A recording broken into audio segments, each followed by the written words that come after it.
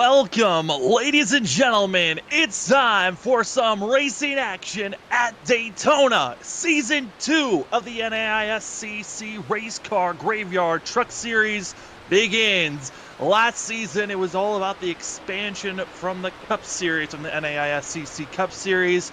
But now it's time to see what the guys from the Truck Series bring us again. One of the most entertaining seasons that you could ask for was Season 1 for these drivers. And it only gets bigger and better from here as more drivers have joined in. We're excited to see who's going to be the big dogs that are going to be taking off. But for tonight, we got to give thanks to some of the most amazing sponsors out there, starting things off with Race Car Graveyard. Race Car Graveyard going to be one of the main sponsors and the head sponsor of this series. If you're looking for any type of diecast, lots that are in the 124th to 164th NASCAR diecast, those that are new, used, or even custom, they've got you covered. And if you use their promo code RCGY, you can receive a 10% discount code on your next purchase. Go look up Race Car Graveyard on Instagram and go get yourself some messages. Message them, say that Freaky Fast brought you, and you might find yourself with some more discounts. As well, our main sponsor for the Rookie of the Year award, because there's a lot of them coming into this season, it's Hot Lap Designs. Hot Lap Designs, one of the best places to go to get yourselves custom schemes for your car, for your helmet, tracksuit. They've got you covered from anything from dirt, asphalt, oval, even road course cars. It doesn't matter. Hot Lap Designs can do it. And all of this comes together for tonight, all on Freaky Fast Broadcasting Monday Night Racing. It's the Logans led 235 here at Daytona, live on Freaky Fast Broadcasting. My name is Sam Dyer. Joining me is Zach Hall, Robert Moyer running productions. Zach, we've waited a month or so for this racing, and it's now all on the line. We start at Daytona. Yes, Sam, it's finally here. It's been the long-awaited time we've been waiting, and it's here now. The NAISCC Truck Series has made it back here to Freaky Fast Broadcasting, and what a better way to start it again here at the Daytona International Speedway here with these Truck Series cars. Hey, man, I tell you, it's going to be a fantastic race. Last time we seen Danny Cochran open up with a season opening victory, and season 1, so the inaugural win of the Truck Series here. We'll see who can put their name in the record books here tonight. Can it be Danny Cochran going back-to-back for openers here in Season 2? But, man, I'll tell you what, they got a lot of fresh new faces, like you said, Sam, and there's going to be some hungry competitors out there looking to make a name for themselves. There are over 15 rookies coming into this season, and that's just making us excited because there's a lot of new faces that are coming in. There's also familiar faces that are going to be racing. As you see on screen, qualifying is starting. Ethan Smith, one of the drivers from our Final Four from Season 1, going to be out on track. And Zach, we even heard it during that of hearing the interviews from the season finale of the inaugural season for the NAISCC Race Car Graveyard Truck Series. That Vincent Sora, our champion from last season, not going to be coming back for Season 2, nor is the other driver that had the most wins. The two rivals are out. Mark Whitley, Vincent Sora, they're not here. That's meaning we're got a complete wide open stint of who could win the championship this season. Oh, it is completely wide open for sure. I mean, there's definitely a few drivers who made a name for themselves in that Season 1 that we will be looking for to, kind of maybe pick up from where they left off last season, without having Vincent Sora out there and Mark Whitley, like you alluded to, who won majority of the races last season. Those drivers are looking maybe to pick up where they left off and probably get themselves in the victory lane. But like you said, with so many new faces out there, it's going to take at least, I'd say, 3 to 4 races before we really figure out who is going to be, in contention to fight maybe possibly for that Final Four. It'll give us a good look into it. But here tonight at Daytona, it's going to be anybody's game. The playing field is evened out here. And I tell you what, these trucks, very tough to tame also here. So qualifying up front to stay out of danger may be the way to go as these drivers look down to put their quickest times here in these trucks. They're doing their best to do so. Lap 1 now going to be starting off as Ethan Smith comes across the line, expecting that ticker to fill up on who's going to have the fastest first lap. These drivers are now starting their second. Ethan Smith going to be the first of those hitting the course. But Zach, a bunch of new names. Again, it might take us a few races for us to get everyone's names proper. But also, even coming into this morning, there were new drivers filing in.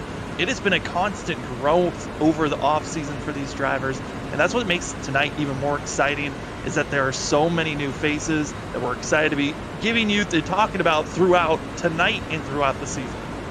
Oh, for sure. I think that's what's going to add the spice to this season is so many new names. It is going to be a whole open book. I mean, we had a lot of drivers return too. We have a majority of the field return.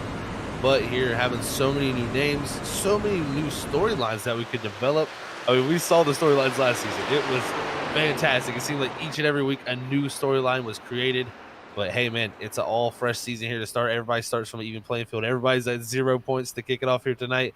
And at Daytona, there's no better way than to kick off your season with a season in open victory here to lock yourself into those playoffs. And right now, the first couple times clicking in, Brandon Colley going to be at the top of the board with a 52-23 there, Sam. And, you know, this is interesting. I'm seeing a lot of different strategies here being played out. And this is something I think is going to catch a few people off guard off. So, is the first lap actually being the fastest lap here? You're going to see a lot of guys attempting to go for that second lap to make it fastest, but actually the tire temps get a little too high. You actually slow down a little bit here on iRacing, and that first lap seems to be the way to go. And a few people, I think, have figured that out. Some, though, still going that old 2-lap strategy. Some still trying to find that little bit of an edge to see if they can maximize their speed. Another thing that's going to be interesting to watch is that the majority of this field, it looks like they're opting with the not even qualifying route, which is surprising. Usually you see about 3/4 of the field try to go out and qualify. We got less than a minute left, and over half the field have not even attempted to get on track. Only 20 of the drivers out there we're going to be qualifying here tonight. So a big surprise is we got 45 seconds left in qualifying.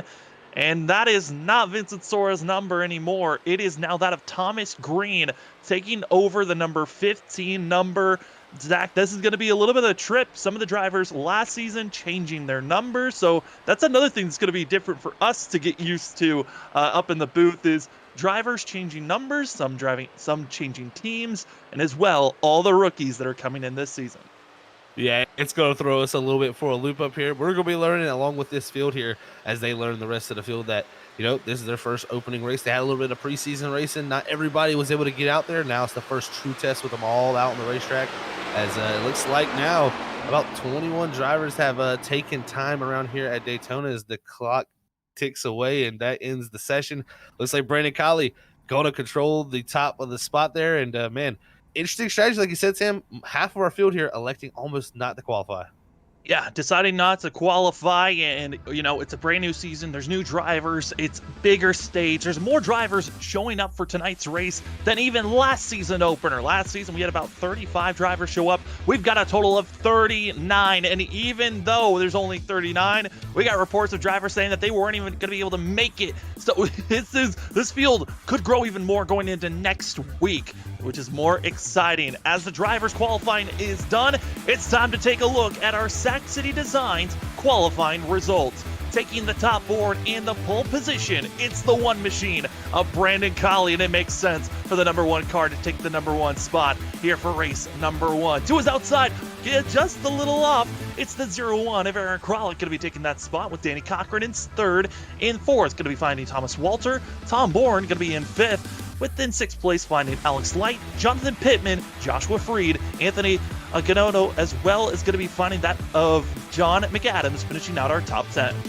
In the 11th position, it's going to be the 11 of John Forbes. 12th, it's going to be one of the final 4 contenders there of Ethan Smith. 13th is going to be new rookie Trenton Jump. Alongside him with him, another rookie is Paul Bregoli in that 12 machine.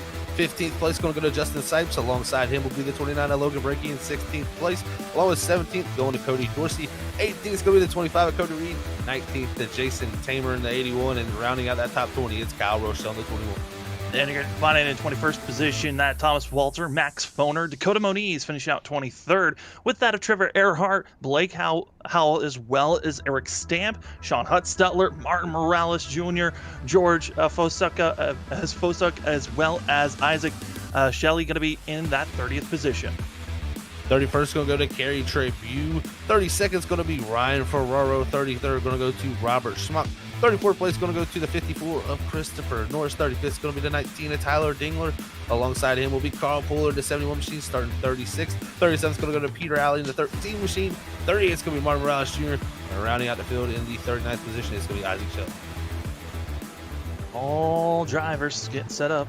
We'll see where they are going to be lying here tonight as, again, 39 drivers have signed up. We'll see if all 39 are going to hit the grid because currently moving off and rolling is the field, but only that of about 38 drivers have hit the track as it looks like Shelly, that of the 98, has not hit the track just yet, but I know Isaac Shelley was notifying us and most of the field saying that there was a chance that the 98 was not going to be able to start the race. So we'll see if he can get out there as tonight. It is that of the Logan led 235 here tonight. Logan Lead is one of the one-stop shops for the best lead fishing needs. We have over 350 models and over 500 different weights and jig styles and sizes, including some old and rare styles. Also have a lot of new models, bass molds, and also our growth in plastic and other areas in all times added to new items. Follow us on Facebook for Logan Led as we are out in the Vancouver, Washington area. Thank you for sponsoring today's race. Zach, we're about to get racing here tonight. What are your thoughts as the drivers are about to go green? Well, I talked to a few of the drivers, including the two starting on the inside row, Brendan Colley, Danny Cochran. Both of those drivers had pretty similar feelings. One to stay up front, out of the trouble, get stage points. So let's see the differing strategies as they're getting ready to go green. Well, Season 2 is ready. Pace cars rolling off, and it's time to see who's going to win the first race of Season 2. Taking off from the green, it's going to be the one of Brendan Colley and Rick Kralik, your front two, as they roar down into turn number 1. Great start from the inside line. It's going to pull ahead with Brandon Colley leading them down the one. He's going to have Danny Cochran in tow in that 2 machine. But Aaron Kralik up top. He's going to have the help of Thomas Green in the 15 machine there. The 16 of Tom Warren there down low in the bottom lane leading the third car. They're going to be staying in line 2x2 for the majority of the night. And Zach, we're seeing the drivers. They're in line. They're going to be side by side. We're expecting this to be the norm. And this is one thing that's more fun about watching these drivers is that the trucks seem to be one of the more fun, and the aero package allows the drivers to really go on their own and make some hero moves. Oh, you definitely could be a hero in this package for sure. It is a very wild and very energetic package, I would say. And what I mean by energetic is this truck really here breaks a giant hole in the air. It really creates a big draft for these cars behind. And man, you're going to see some big runs tonight, big pushes, but the biggest thing you got to be careful for is pushing the truck around in front of you. These pushes have to be very light and very straight to be able to go forward. You're going to see, I think, a lot of incidents tonight where drivers are pushing hard, trying to go forward, and you're going to see that front truck ahead getting spun. Going to be Colley, going to be leading lap number 1 in the 1 machine and feeling comfortable having the 2 of Danny Cochran behind. Danny Cochran, again, the driver that won this race last season, hoping to do it once more. And some other drivers that we're watching as of now, passes being made. But Zach, this field, again, 38 drivers starting off. With Thomas Green, again, drivers were told, hey, you can change numbers, but it's a first come, first serve. And Thomas Green, when he saw Vincent Sora wasn't going to be racing this season, matched the 15 number. He's got a lot of pressure now, knowing that that's the number that won last season's championship. Oh, definitely. Going into that 15 machine, I'm sure it definitely, it's going to be tough to get used to that. You know, we talked about Vincent for, being that 15, not only here in the Truck Series, but also in the Cup Series. So that's definitely a little bit of a change up for us. But Thomas Green, hey, I mean, he's won here in the NAISCC before. We'll see what he can do this season here in the Truck Series. But Sam, what I'm thinking of right here, man, is, we're 3 laps already into this race. That first stage is at lap 40. With the way these fuel tanks are here tonight, they are not going to be able to make it to that lap 40 stage. They're going to have to make a pit stop. I would expect those pit stops possibly to be coming pretty soon, actually. You may see a group of drivers, maybe a team or two, elect to hit pit road pretty early, do a quick stop, top the car off so they know they can make it to the end, do no tires, and just that splash of fuel to try to get out there by themselves and make time. And we'll see some others try to do the other strategy and take it long. So it's going to be interesting. I expect those pit stops possibly to happen anywhere around lap 5 to lap 8. Yeah, and the drivers up front, side-by-side racing is going on currently from the top 14. They are all still stacked up with one another. Then you see everyone else single filing out, trying to make sure that they're not in any type of danger. A driver, though, that I am concerned about, Eric Stamp, did not get a good run at the start of this race. Actually, currently is in 19 laps, 19 seconds, away from our leader. stamp, extremely under pacing, and he's going to be hoping that the stage break comes sooner than later, but most likely will be going a lap down. Yeah, he's got to hope for some fireworks to fly to bring out some type of caution here because he is already 16 seconds back, and that is growing even faster by each lap. And he will quickly go a lap down. It will only take about probably 10 to 15 laps before this pack will be caught up to him. So he's got to be very much focused on trying to go as quick as he can. I mean, there's nothing really you can do as a driver other than be as smooth on the wheel and just try to not scrub that speed off so you can gain any little bit of time because this pack here upwards of about 20 to 30 mile an hour faster. Again, different teams, new teams coming in, and John Forbes in the 11 going to be grouping up as well with Ethan Smith, Trevor Earhart, and a couple of other machines, trying to, and also that of John McAdams. Those are going to be the 4 drivers that are going to be working with one another. That is going to be the Blackjack Racing team, and all of them, you can tell who they are because they've got themselves the Royals cards on their hoods. As you can see there, the 11 having the king of that of spades rocking on this 11. To John Forbes, Sam, I think he's going to be one to watch out for the season. He was so close so many times in season 1, had that sneaky speed that'll sneak up on you sometimes. He doesn't have the greatest qualifying. I think that's one thing he'll have to work on this season, starting up farther up front. But man, the speed was there last season. I could see John Forbes entering victory lane at some point here in season 2. We'll just have to see how that works out. But it looks like we're getting a little more action up front as that outside line has got a little more energy built up now as Aaron Kralik has been able to drive himself up there to that outside line. And it looks like we also got Alexander Light at 97 pushing that top one. Yeah, and Alexander Light's going to be an interesting driver to watch out for because Alexander was a driver that we had seen in the Cup Series struggle in the Cup car. Had a couple of nice races during Season 1 for the 97, but this is a brand new season. Vincent Sora and Mark Whitley all not here. This is brand new, and there's a big opening to try to sneak away with some wins if possible. A lot of the favorites coming into this season was Danny Cochran and also Brandon Colley. Those were the 2 drivers that was on a lot of minds of coming back from last season that were the top dogs to watch out for. But there's also a lot of new drivers that are looking sneakily quick, but got to be questioning with the aggressive driving up front, Zach. So another new thing for these drivers, no faster pairs. They had one faster pair all throughout Season 1. They don't have it anymore, so if you blow up your engine, get any heavy damage, you're dealing with that all race long. Oh yeah, Sam, that's changed the whole game for everybody tonight too. I think that's, it's probably got a few people definitely, as you see farther back, trying to drop away from this pack, trying to stay out of the mess right now. You would normally see with that fast pair a lot of more people up here battling, but I'm even surprised with no fast pair how close the action has been, but nobody I really have seen yet pushing yet. They're just getting to the back bumper, lifting and coming back off of it. Nobody's being too aggressive yet and trying to force anything. But you got to be watching out. Look at it here. Pit stops happening on lap number 8 here. I think that's the late Apex team led by Danny Cochran down there to pit road. It's going to be Jonathan Pittman following him down also into Tom Borden in the 16. Also going to be, with this group that just came into pit road, a little bit of a scare as Danny Cochran was blinking on the entry of the pit road, which Zach, that is a terrifying thing, especially for Tom Bourne, who I think he might have overshot his pit stall for that of the 16. Yeah, it looked like he was about a couple tire widths there past that line. We'll have to see if that slows him down or was that just a line mistake there. But yeah, definitely when you see that network connection happen there and you lose sight of the truck ahead of you that's pitting, that is nervous times. But while all that happened, Aaron Kralik, he was able to jump ahead of Brandon Colley. We'll see. Does anybody else like to come down this time? They saw the strategy being played by the late Apex team. Everybody else looks like they're saying, we're going to stay out for now and try to stretch it longer here. Maybe.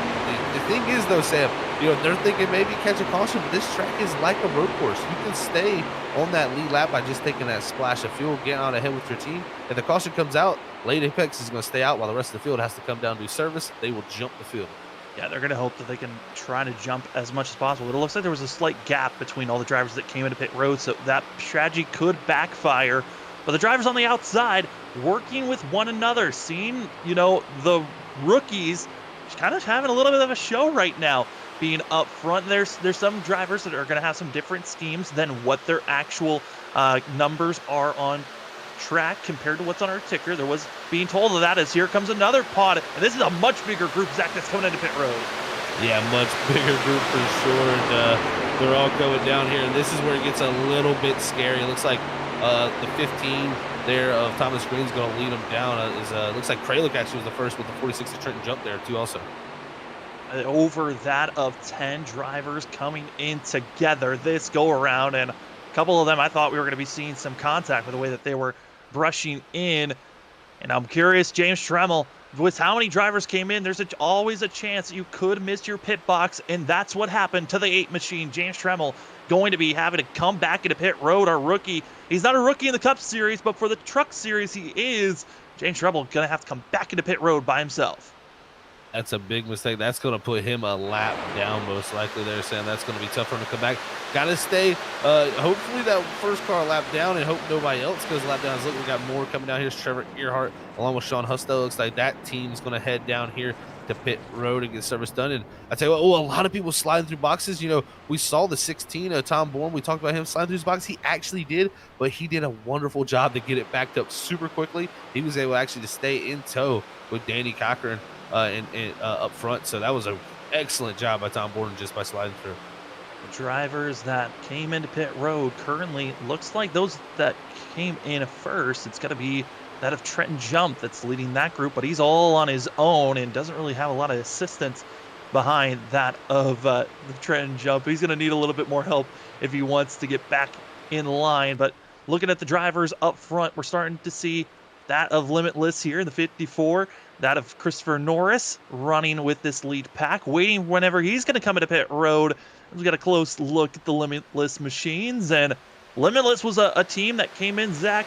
They were a powerhouse in groups, but it was their finishes that they were trying to get better at. Christopher Norris, one of the drivers that was a finalist for Most Improved from last season. See if he can continue on that improvement coming into this season. But our rookie, number 3, Anthony, is up to 6th place, leading that outside group. Yeah, Sam, and I tell you, Anthony Gaudio, I've watched this guy before. He's been in leagues here before at Freaky Fast that we've called, and this is a very talented man right here. We'll see what he can bring to the table in this season. I expect him to be a breakout rookie. This is the one drivers I'm looking at that was on that list that came in here this season. There's many more also, I'm sure, that are going to break out. But I know for sure this 3 here, he's very talented. I would expect to see him, especially fighting for top 5s, if not wins. Yeah, I mean, I think, seeing the 3, he's one of the drivers to watch out for. There's a couple of others that have already come into pit road that are kind of on my list to watch out for. Trenton Jump, I think he's on the top of my list of drivers that I've covered in other broadcasts. We've seen Trenton Jump and others in broadcasts we've covered earlier before. But, that's the fun thing, I think, about being a broadcast team. We've covered so many leagues that it's fun to watch the different meshes of different leagues and drivers come together into one series, and that's really what this NAISCC Race Car Graveyard Truck Series has turned into, is everyone wants to get in. They see how large that this field in this league has grown just over 1 year. They want to be a part of the magic that's happening, and up front, it's Alexander Light leading this group, but again, our top 14 still need to come into pit road. Yeah, man, definitely a great melting pot of leagues here. You got so many different drivers from so many different leagues. Look at this, Brandon Colley now going to jump to the outside. Alexander Light, he's going to get the push from John Forbes here in the 11 machine to give him a good push down this back straightaway. They're going to jump down to the inside lane here. Oh, Brandon Colley going to stay up there along with Anthony Gaudio as Forbes drops to the bottom. So great move there from Forbes. That's going to push him to the lead there. But these drivers still electing to stay out. And Sam, the one thing I did notice, the drivers that pitted the earliest, that late Apex team, they actually gained the least out of everybody throughout those pit stops. They were actually the drivers that were farthest behind. So really that stop did not play out that well for them. It looks like numbers and being in a big pack is what really makes speed. But one thing that the drivers that have made a pit now, we've got 2 giant packs. We got a giant pack here leading, then all the way back to Aaron Kralik in the 01. We got another big pack. Yeah, I mean, the big thing for that late Apex team is that they came in as a group of 4, and they needed to come out as a group of 4, and they really were so spread out that they weren't able to maximize that. But instead, they grouped up. You see some of the drivers from that late Apex team grouping up. Derek Kralik, Trenton Jump, they're going to be the ones that are leading this group currently. They're feeling strong for now, and just waiting for whenever the group falters from where they're at. But right now, this front group looking very strong currently. Yeah, definitely so. Looking pretty strong here. I'm just looking at lap times compared to these front 2 packs, and That second pack is actually running about almost a half a second to upwards of a second, sometimes quicker than that front pack. So producing some better times right now, and also that could possibly also be due to fuel. The fuel in these cars actually can weigh down the rear end of these trucks, get the spooler out there a little more, get a little bit of less of that aerodynamic drag. So a little bit more fuel on board that race car, maybe it'll make you a little faster around this Daytona International Speedway. Also, some questionable calls being made under these pit stops of those that have already come to pit road. Uh, that of Corey Tribute as well as that of Martin Morales Jr. Both drivers decided to come in and take tires, while the rest of the field just went with fuel only, so they lost the draft. And right now, it's going to be the 91 of Martin Morales Jr. that is going to be currently 1 lap down. Trenton Jump is 5 laps down currently in pit road. 53 did not have the debut race that he was hoping to have here for the Truck Series. Again, one of those late entries that came in just today, this morning, and not going to be having the start of the season. But luckily, it's only the start. There's still a lot of racing to go. But a weird start to the season here, Zach. We go from here at Daytona. We then go to Watkins Glen as our second race of the season. Yeah, they really threw a curveball with this. They go for the traditional Daytona International start. That it couldn't get any better with the bread and butter start here at Daytona. Then they throw us the curveball, Watkins Glen. I'm sure these drivers are saying, man, we go from drafting 1 week to turning left and right and having to hit those braking zones. So I'm interested to see how it plays out. I love road courses, of course. So I'm interested to see who can get it done there. I'm sure there's going to be a lot of different names, but then we'll see once we get to a more traditional oval. Let's see what the pecking order is. It's going to take a few weeks to really figure out all this stuff. Who's going to be the drivers to watch for from the rookies, because there's just so many of them. Yeah, I think it might be around week 5 when we start to see a little bit of okay, we know who the top dogs are, who's to watch out for, and who's going to be the drivers that are, might need to find another level if they want to make it into the playoffs for these drivers. But another thing that's changed is the bonus points that can be grabbed as we're riding on board with the drivers here. Getting a sense of the major draft pool, as it is Carl Buehler that we're riding on board with, getting a large toe for himself, attaching to the back bumper of that of Christopher Norris as that of the Limitless teammates working with one another. But Zach, we're now halfway through stage 1. The stage break at lap 40. But last season, it was only the top 5 that get the stage bonus points. It's now changed to the top 10 now gets stage bonus points. Yeah, and that's definitely going to put an interesting effect onto the standings. A lot more points available for each of these drivers each and every week. So a lot more chances to gain and lose positions here throughout the season. So got to be watching for those stage points. That one stage at lap 40. So only get one stage there. So, it's not the normal 2-stage strategy like we see at some other places. But here, one stage, those 10 points will be super critical throughout the season. Looks like up front, we're having some takers. It looks like John Forbes, he'll lead them down there on the inside line as Brandon Colley and them elect to stay out here on lap 20. And Sam, they can most likely go, I'd say, around 35 to 36 laps. It's just you can't make that 40, laps to that stage, so no reason to stay out really that long. As they've really lost a lot of time, in my opinion. Was about 29 seconds ahead of that second group. It's now only about 25 and getting to be about 24 here very quickly. Well, if you're going to do this type of a stay out and try to go as long as possible, you might want to try something really gutsy and maybe slow down your pace by a full second or more compared to the other drivers. And that's what we're seeing from this lead group, is they are backing down their pace a lot more compared to the drivers that have already come into pit road, as Brandon Colley still leads this group. The drivers that just came into pit road, John Forbes, Carl Buehler, Ethan Smith, as well as Christopher Norris, that of Cody Reed, John McAdams, all coming into pit road, again service done and back out on track. Now, as Alexander Light, a driver that was up front, had a miscue coming into pit road. The 97 going to be by his lonesome getting out of pit road. Yeah, that is no good. You don't want to be all by yourself. That's how you get lost out of the draft, and that's how you go laps down very, very quickly. And we'll see how it plays out for Alexander there. But, yeah, he's going to be a lone man in that 97 machine after having a good opening run here to start it off. But, Sam, you alluded to them backing down the pace. Yeah, a 50-second lap last time. Back in that second pack led by Jason Tamer. It's a 48.91. So we're looking at almost upwards of a second and a half of time there being given up of these leaders up front. But, are they backing it down and possibly able to save it? I'm actually going to do a little research and see if I can find anything to maybe back up the validity of trying to save enough fuel to make it to that 40 laps. I mean, I've seen some gutsy fuel saving, drivers trying to do some very gutsy fuel saving. And the main person I always look back to is my older brother, who has the telemetry that you can actually hear on the virtual side of things. You can get a lot more detailed versions of how much fuel you're using each lap and how much you need to save if you want to make it to a certain mark. And so these drivers virtually, it helps when you can download the right packages and programs to help you have those extensions, know where you need to place yourself. And for that of Kali, as well as some of the other drivers in this lead pack, they're gonna try their best to save fuel here, but they're so off the pace. My imagining is they're gonna try to save until they're told they're to the good, and then they're gonna go full song send it in those final 5 laps.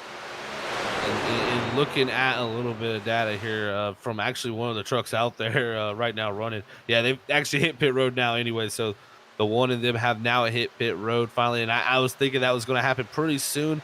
Looks like about 35 laps at most, maybe 36 is what these drivers will be able to get out of full tank here tonight. So that would have been a long way to stretch it here. Daytona, we could possibly save around 2 laps. Oh boy. Not that much as, it gets a little wild there, Sam, is 3 wide there and 1. And you can see the differences that those guys are leaving pit road now. Look how far this group ahead who pitted earlier is. Peter Alley gave one of the biggest scares to the whole entire field, tried to get back into the gas and almost came up and wiped out this lead pack. One of the scariest situations for the lead pack, trying to get by drivers that are coming out of pit road. And somehow everyone survives when that could have been a race-ending big one here in the middle of stage 1. Oh, man, I went back and watched that. Sam did get a clear view my first time. Yeah, we may have some drivers that were very spooked by that. That is something that you don't want to ever see. And, these tires are, when you come down pit road, they actually cool off pretty quickly, and then they heat up once you get going, and it's just that weird transition cycle. It's really, really actually hard to get going there and not to spin tires. So it's not an uncommon thing to see there, but, man, Peter did it right up to the front of the pack. Luckily, quick eyes and quick reactions from the guys behind as they missed that. Kept it going as it looks like Cochran now battling for the lead in that 2 machine up front. And Cochran going to be on the outside, getting a great shove from that of Jonathan Pittman in the 49 as we ride on board with Logan Breaky, one of the rookies coming into this season. And Logan Breaky and a couple of these other drivers coming in. They're friends with Tom Bourne in 8th place in 16. Also with Tanner Johnson that was racing earlier as diving down low onto the aprons in 0-1. Eric Kralik, I mean, that's one way of getting it out of the way. Yeah, it definitely is. That was a little scary there and a big slide for him for sure. And he's luckily able to hang on to there and it's not going to lose anything as Danny Cochran jumps down in front of teammate Jonathan Pittman there in that 49 machine. Those two going to be out front in that late Apex team now leading that outside line. Looks like that's the 18 of Justin Sipes. As we're watching these drivers slashing and dashing, Zach, we notify, these trucks, the aero package, it enables them to try to bump draft if they feel comfortable, but it's not recommended to bump draft with these cars, as we see the 18 now going to be on the outside, making a run for the lead. And right now, we're now in this stage of this race where all the goal is be in the top 10 and be up front on lap 40. That is the only goal for these drivers, but a little bit of a scare on that outside lane. These trucks, though, the more that I've been watching drivers race, especially over Speed Week this past week, been seeing drivers really find that the trucks are extremely loose and just get light on you randomly. That's going to be something these drivers have to be worrying about throughout the night. Oh, yeah, I think we haven't seen the true, the true capabilities of these trucks yet tonight, just due to that fact. You get on someone's bumper, it lightens them up so quickly, and you really can't save it. I've been out there with these guys, done a little bit of practice, and I'm telling you, it's a handful, man. It quickly goes away from you, and it's really just down to the driver behind you. It takes a driver in front though too. If you're a driver in front and you're moving left to right, nobody can push you. It's impossible. You have to be able to hold a line and be straight, and that's the key. You got to have guys that are good at leading and good at pushing. And when you get those two different things, it's getting a little dicey there. Justin Sipes has been having a little trouble up top there. Is now they're going to leave him out to dry. That's 16 of Tom Bourne. He's going to dump him out there, and they're going to go by with Kyle Rochelle. Same with Aaron Kralik as Sipes drops back quickly. I think everyone recognizing, hey, let's just get in line. It's a much safer place to be. Sipes was just not able to hold on with either the aggressive pushing or just didn't feel comfortable leading. as the 18 going to go high and try and now fall back to 9th place. But luckily this lead pack and this lead group, still all top 18 drivers are attached to this, but then you got to fall back to 19th, where we find drivers are extremely off. Back to 20th, where you find John Forbes in the rest of the field. They are extremely off the pace, and those are the drivers that stayed out so long and lost all the time back in 20th, led by John Forbes. They're over 23 seconds off of what our leader is. Yeah, you'd be surprised how much time you can lose in those pit cycles, and that just shows you if you don't get out there with the right group that's making time, you're losing time. And, upwards of 21 seconds back here, John Forbes leading that group. He's got his teammate there, Ethan Smith, about right directly behind him. And, man, it's tough, a tough deal for them, but they will try to work their way back up as best they can. You got including Brandon Colley, who was the pole setter that included in this group. But right now, Sam, the biggest thing for them, they're not going to go a lap down. They got to learn big picture. Most likely stage points way out of question unless some type of incident happens here to bring this field back together. But right now, they're just going to try, I think, to get to lap 40 and see what they can make it from that stage. They're hoping their best. Again, this is where John Forbes, also Ethan Smith, that of Carl Pooler and Norris, and many others are lined back from 20th on back. They're going to be in line trying to close any gap or at least stay stable, running the same lap times of our leader so they don't go a lap down, as we are now up to 11 laps to go in stage number 1. These drivers are waiting for this stage to be done. Top 10 get those stage points, and we move back up to the lead. In the 10th place position, that's where we find the 8 machine of James Tremmel. Going to be in that 10th place spot. He's got that Max Foner behind, Thomas Walter, Ryan Ferraro.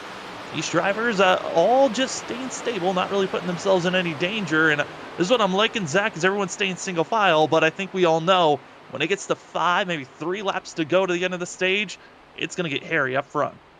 Yeah, it's always so interesting to watch this phenomenon happen in super speedway racing. You start off the race, you drop the green flag, everybody races side by side 2 wide throughout majority of the pack here at Daytona.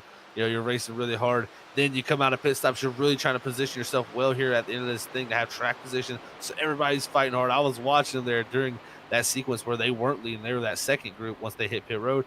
Everybody was pushing super hard at that point, trying to get momentum to get to the front of this pack that's got Danny Cochran out there now leading.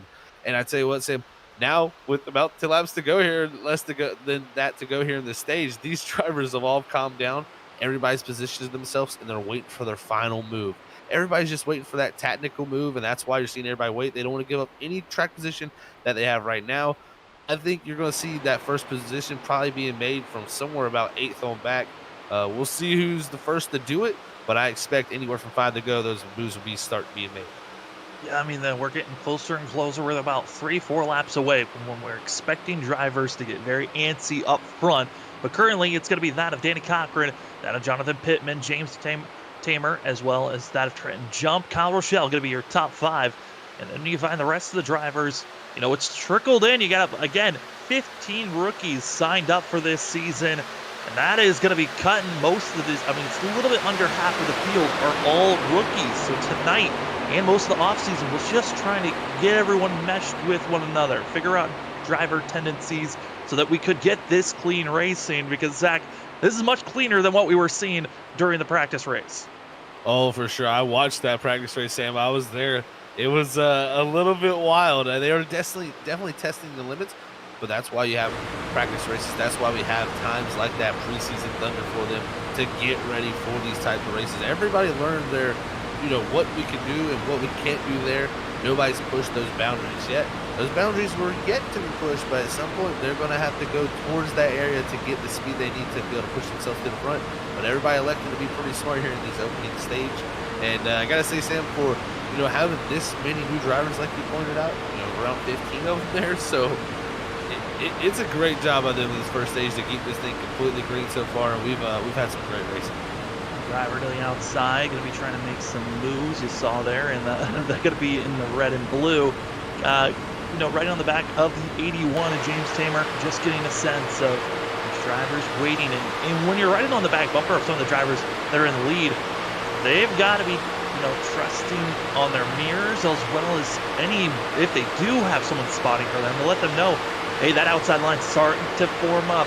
I want to think about either moving up or trust that the lane that you're in is going to be moving the fastest that it can be. But Zach, we're starting to see it. Drivers further back. I'm excited to see who's going to be trying to go for an attack move. But it seems like the back side of this field starting to build up a little bit more momentum. We're getting ready for these passes to be made. Yeah, I think it's getting ready to be that time, like you alluded to, Sam. And got to point out here, James Trammell has to hit pit road in that 8 machine. Remember, he missed pit road before. Now, he rode that pack as well as he could. That was probably smart. Come down with that pack, keep as much speed up as time here. Pit as late as possible here to try to stay on this lead lap. It may very well work out for James Trammell, and that was a smart call from him in that 8 machine.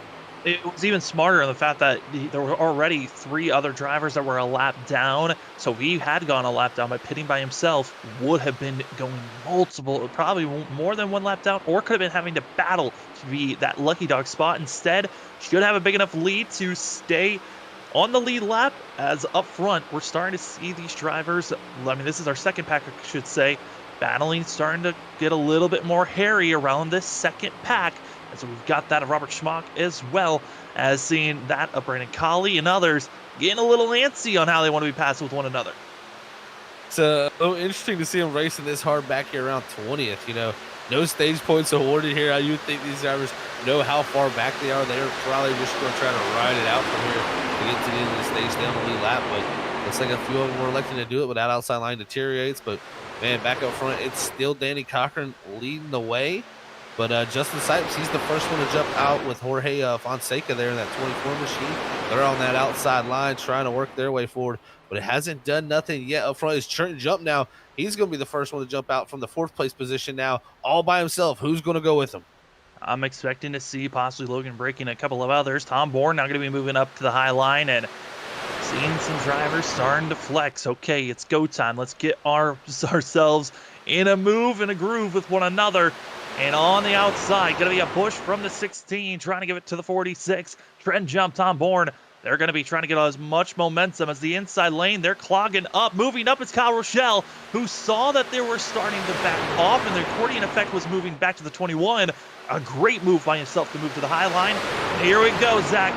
Coming up to 3 laps to go here in stage 1. Who's going to get it done as we're side by side coming to the line? What a push from Trenton Jump and Tom Bourne. They're giving it to 21 of Kyle Rochelle. He takes the lead here on lap 37 of the 40. Oh, no. Goes around Jonathan Pittman, too. It starts right there. That's going to be the ending of the stage. Stage ending moment in Ferraro and others. And Zach, we touched on it. You don't want to be giving too much of bumps with one another. You never know when a truck can get out of shape and taken off, and I think that might have been the cause of this wreck here. Yeah, I think it was too. It was like Trenton Jump was giving the 21 that good shove. I mean, it was really shoving him forward, but it just maybe ends up being a little too much. He has to get a little bit free there, have to catch that truck on the straightaway, and Trenton had to jump out of the gas from there. And, man, Tom Bourne tried to do it, but, it's just a stack up I think we'll see here right here. Take an instant replay. Just watch the rear end of the 46. He's going to back off in because he has to let off, and the way that the 16 tried to give a bump, it just tail whips coming out of the corner, going onto the straightaway. Again, this is coming out of 4. It's after the trial that we're going to be watching out on how these drivers react coming to this wreck.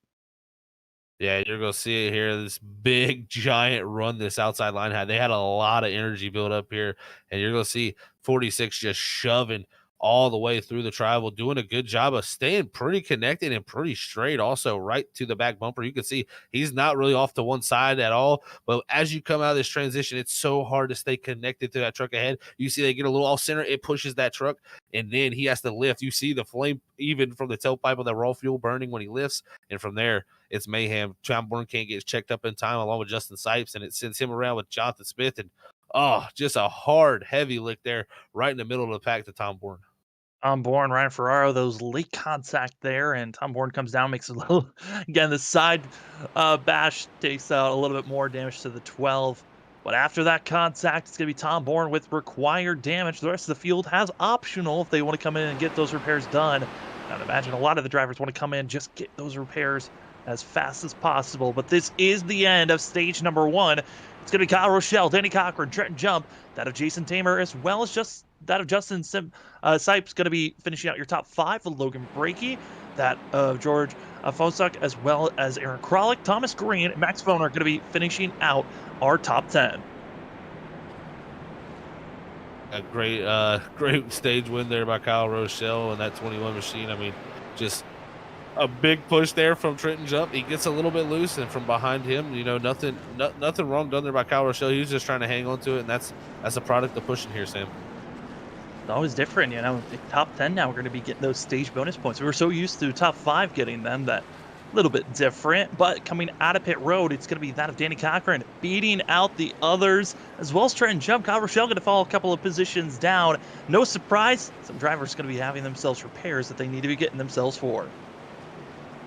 Yeah, definitely. Tom Bourne there, like you said, he's the only one with the required repairs, as we call the meatball flag here in iRacing, and unfortunate for him, it looked like the toe was knocked out in that racetrack. It was very much skewed to the wrong side, so tough break for a lot of drivers there that were involved, along with Ryan Ferraro, who got that heavy hit there. Jonathan Pittman, he was running that bottom lane second car and just had nowhere to go, and tough break, but hey, Kyle Rochelle starts off the season with a bang here, gets him 10 bonus points that he could use very well to set him up for a playoff run. As Kyle Rochelle wins here at the stage break, gotta give big thanks to our stage break sponsor, that of North Star Designs. If you're looking for graphics, logos, websites, or more, you can find samples and more at North Star Designs on Instagram or on their Twitter of TW Northstar. Norse, TWNORSE on Twitter and on Twitch. And whenever you need to stand out, remember, look at the stars. North Star Designs has got you covered. As that is going to be your stage winner, Kyle Rochelle in the 21. Going to be starting back in third gear, Zach. This is going to be a little bit of interesting spot for the 21, who, now it's time to see if the drivers can react a little bit more calmly as the stage is now over. It's all about being calm moving forward as see the pace car lights are off. Drivers getting stacked up. We're getting ready to go green this time by. And tell you what, Sam, this is it's been a good first stage. It really heated up there. We had the first incident of the race, but now I think it's going to calm down a little bit again here, go through that little calm cycle. But we got about less than 50 laps here to go. I'm expecting it's only going to be a one-stop race here from now. I'm expecting this pit stops. It could possibly pop off somewhere around probably that 75 point, maybe even around 70 there. So we could see him come 30 to go, or right when they could possibly make it. A few might try to add a few laps though to make that green white checker that we could possibly have also. So it's a wild bit of strategy that could play out here. But man, we've already seen strategy can play a big key factor of when you will be out in front and how far ahead you can be. Drivers stacked up, getting ready to go. It's going to be Trent Jump, Danny Cochran to be your front two as we are going through turns 3 and 4. Again, a big thanks to all the amazing sponsors, Race Car Graveyard, our qualifying sponsor of Sac City Diecast, as well as North Star Designs, our stage break sponsor, and as well Hot Lap Designs for Rookie of the Year, and tonight's race sponsor, that of the Logans lead, Logans led 235, gonna be tonight's race sponsor. But who's gonna get it done? Who wants to get the win for the first race and lock themselves into the playoffs? Danny Cochran's on the lap pedal and we are green, and already the 2 gets the best launch going down into turn number 1. Best launch for sure for Danny Cochran as he's gonna hold on to that lead as a car air exiting pit road there. Let's see what that is, but looks like Kyle Rochelle will give him the good push, but Trenton Jump is the first one on that outside line. He's dropping back quickly. He's going to have Anthony Gaudio there to try to help him as they come down the back straightaway. But right now, Danny Cochran controlling this lead. Going to be seeing a driver down low, fading back. That's going to be Light, who's going to be deciding to just go low and just get out of the way of the drivers who are on the lead lap. Danny Cochran going to be doing his best up front. But who's going to be trying to make the big moves? Right now, Gaudio's going to be leading that charge on the outside. But again, that outside lane, who wants to really, hit early on here, Zach, you think that this is patience. Just make it to the end. You got one more pit stop to go. Some drivers feel that tension of, I don't want to be patient, might lose a little bit of focus. I'd rather be up front battling for the lead instead of just lingering and waiting. Yeah, it's always the which one is going to work type of deal. And, I've done both of them, and I feel like actually up front leading is actually the best way to go sometimes.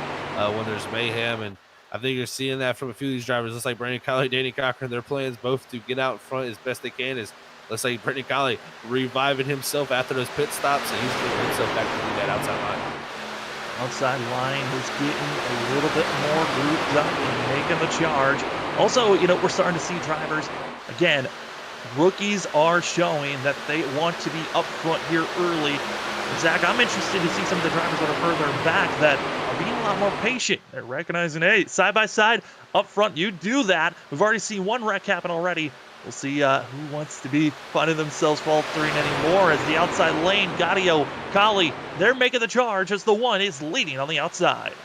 Big push from Gaudio, and I think Colley was trying to pull him clear. I think he wants to have that 3 with him as they've been able to rocket themselves up to the lead. Look now, they're both going to pull low, and yes, exactly what I thought. The 1 and the 3 drop down in front of that 2 machine, and now lead the field down here in the 3 to 4. Great move from them.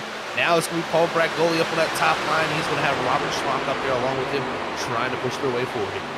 Goalie's been one of the drivers that's been kind of lingering around that 8th to 10th spot position. He's been just kind of waiting to make any push forward. It's been Robert Schmock, that second truck on the outside, that I've been watching. He's faded back. He's moved up forward.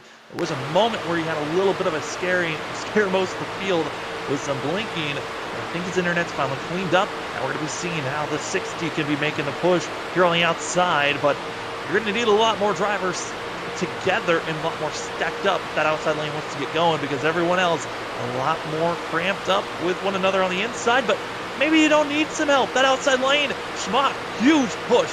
He's going to be making the pass. The 12 getting a launch on the outside, getting moved up to 3rd. I mean, you can see the difference. It was like the inside lane stopped there for a second, but they get a little off center there with each other. That could have been a big moment there, but Schmock gets right back to the back bumper of that 7, and now they push themselves forward as they continue on throughout this lap here. It's going to be Paul Bragoli coming forward in the 12 machine. He's got a big push, Sam, and that outside line, they don't have that 3rd car really pushing there too hard, but man, it is moving forward. No, it's really the 10 of Corey. He's just lingering back, giving about half a truck length, just letting the bubble of air try to push the 60 forward instead of giving a literal and physical push. Now I'm going to be just staying in line, and it's the inside groove that's got more trucks together. But if you are stacked on top, you can get a good run. As you're seeing that of the 12 on the outside, you got to be careful. Schmock right on the quarter panel. That's not where you want to be bumping. A little bit of a scare on the outside, Zach, and that could have been the big one with everyone up front. Yeah, this is where it gets dangerous right here. It's side by side for the lead now, and Schmock is going back and forth left and right here. He's pushing well. They're going forward, but those left and right movements right there is what is going to bring out a wreck. And, very close there on entry with Danny Cochran. It's going to get very dicey here if this continues like this, and this is where the big one lingers. If this happens up here on this outside line right in front of the field, there's not going to be many that survive this wreck.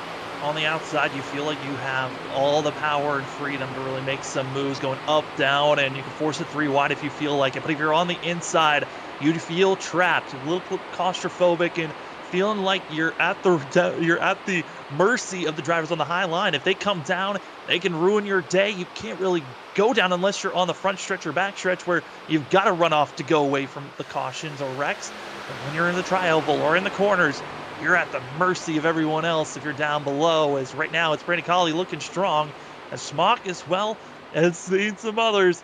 A little bit more bobbling on the outside, which in some fashions here, Zach, that is one, we're seeing drivers moving because they're trying to get a little bit more air into the engine so they can cool off their temps. But at the same time, they're trying to line up the front bumpers in front of them, which can cause you to wiggle a little bit more than you really need to.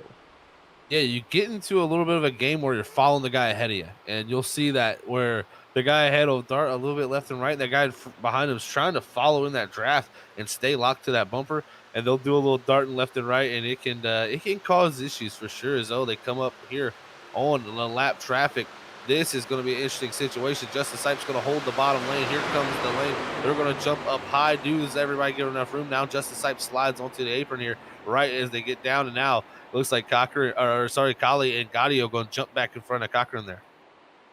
Able to find enough space to come back down, and luckily everyone survives. Again, there is no more stage breaks from here on out. It is all about racing it to the end, and that's the goal for all these drivers. We're past halfway. And for these drivers are going to keep on racing like this until they need to come into pit road. We're going to go non-stop racing action. We'll stop aside when we come back. We're going to see pit stops coming up, or we'll break in when a yellow comes out. We'll be back in just a few here on Freaky Fast Broadcasting.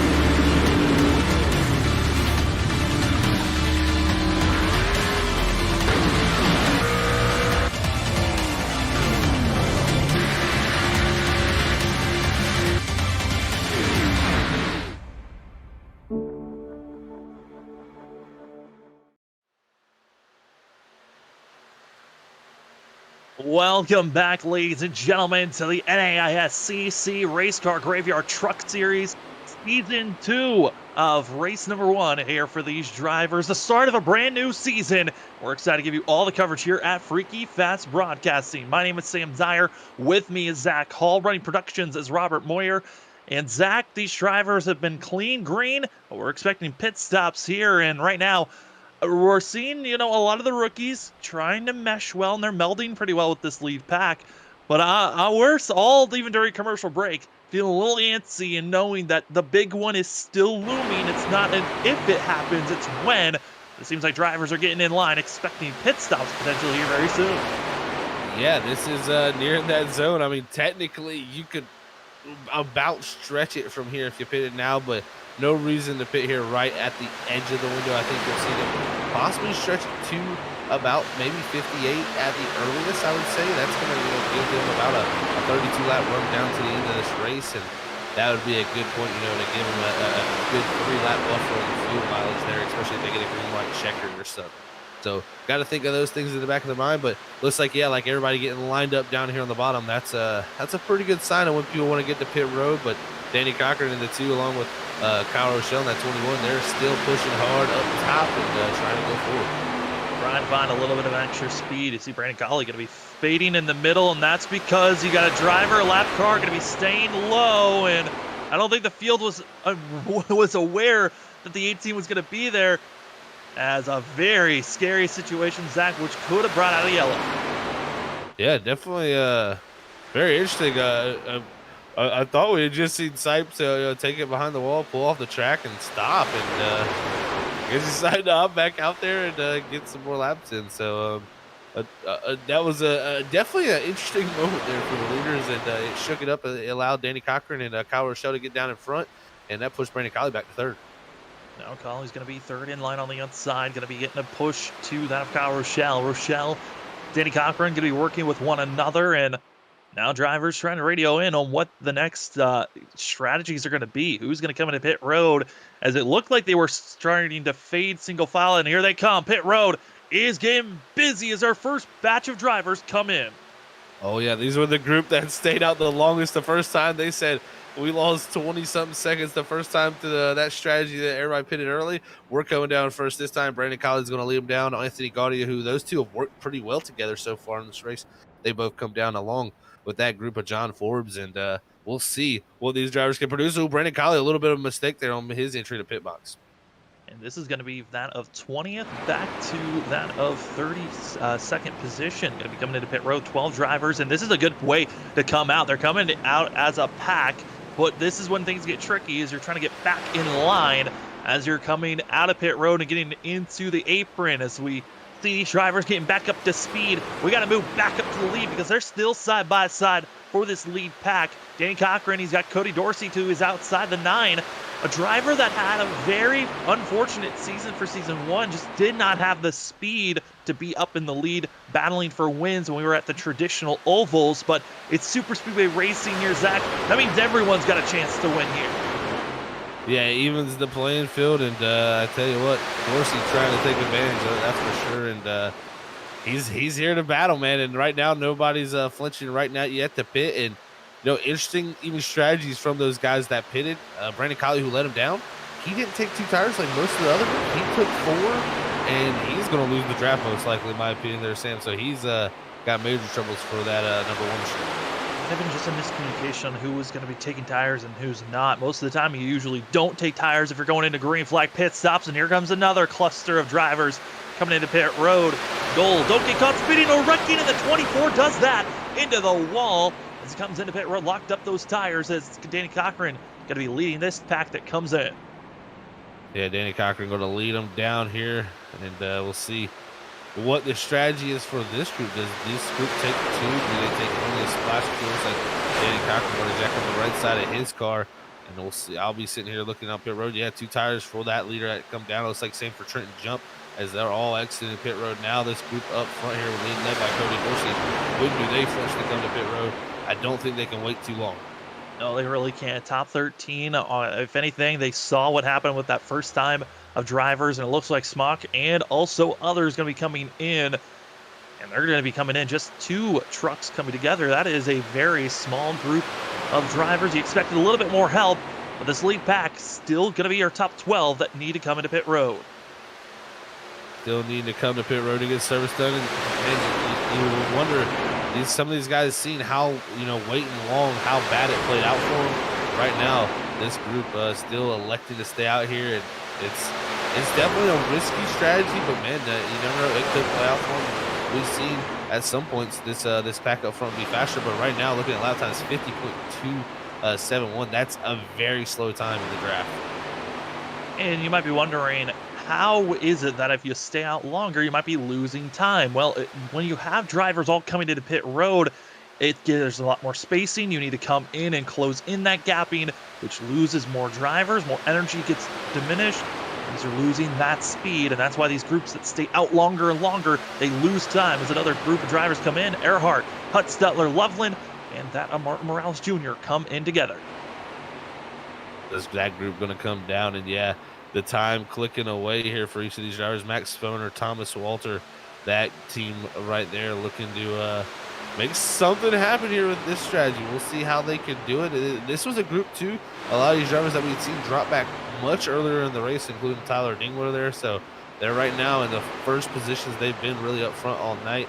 We'll see when they finally decide to hit pit road. We got to remember we hit pit road there around lap 40. So really these drivers could go all the way as out. Looks like they're coming this time. Oh, Cody Dorsey going to be the driver left out there by himself and maybe one other driver.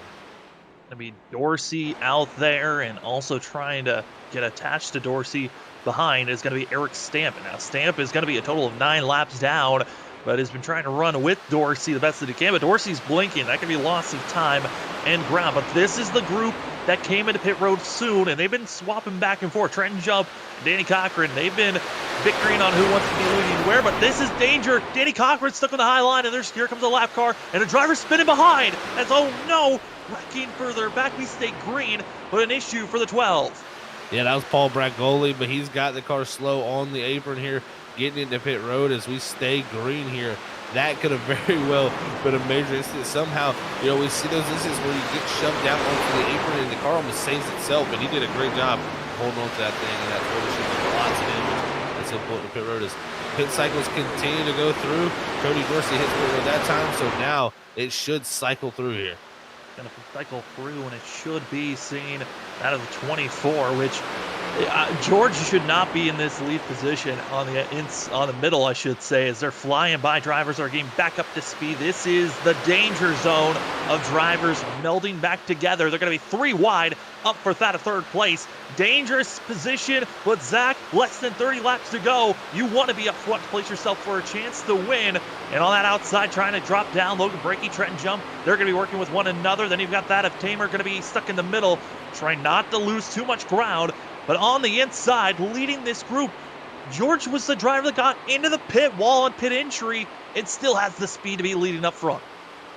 Oh, man, this is a wild moment here. And I tell you what, the Kyle Rochelle tandem of him and Jonathan Pittman, they did a great job. They're all the way at the back of this pack, worked their way through after that, all this sequencing through. Danny Cochran, their teammate, though, he got kind of shuffled back here in this. So we'll have to see what Cochran can do to get himself back up there. But right now, Jason Tamer in 81, he's got the big push from Logan breaking that 29, along with Trenton Jump, that team there pushing forward. You're also going to be seeing that the drivers on the outside trying to work with one another. John Forbes as well as Ethan Smith, they're going to be on the outside trying to make some pushes, as they've also going to be finding, you know, a little bit more speed to work off of one another. What's getting kind of nerve-wracking, though, Zach, is that the aggression is building. We've seen a lot of hairy situations where drivers have gotten their rear end slipping and sliding. They've had some bad pushes, but a great, you know, we can applaud these drivers able to hold on, stay where they're at. As you see Logan Breaky, Trent Jump, how aggressive that push was. Jump right on the back bumper, and that is a lot of trucks from teammates going into turn number 3. Oh, that for sure is. And you're going to see here another big shove coming out of the corner here. 4. This should give the shot that Logan Breaky needs to get to the lead here and lead this lap here for lap number 64 of 90 here at Daytona. But look at the pushing continuing. Trenton Jump trying to get him and himself clear of this lead to get him and his teammate out front. That was coming to the end of the race. It would have been Logan Breaky by 200ths of a second at the line, showing how close these drivers are all going to be coming to the end of this race. Again, less than 30 laps, coming up to 25 laps to go for these drivers. Coming up to the end of this race as when they come across the line. And Zach, the tension is certainly going to be rising more and more. I think I heard a lot of the drivers rumbling of 15 to 10 laps to go. If you're back in 20th to 15th position, that's when it's go time to start making your charge up to the front.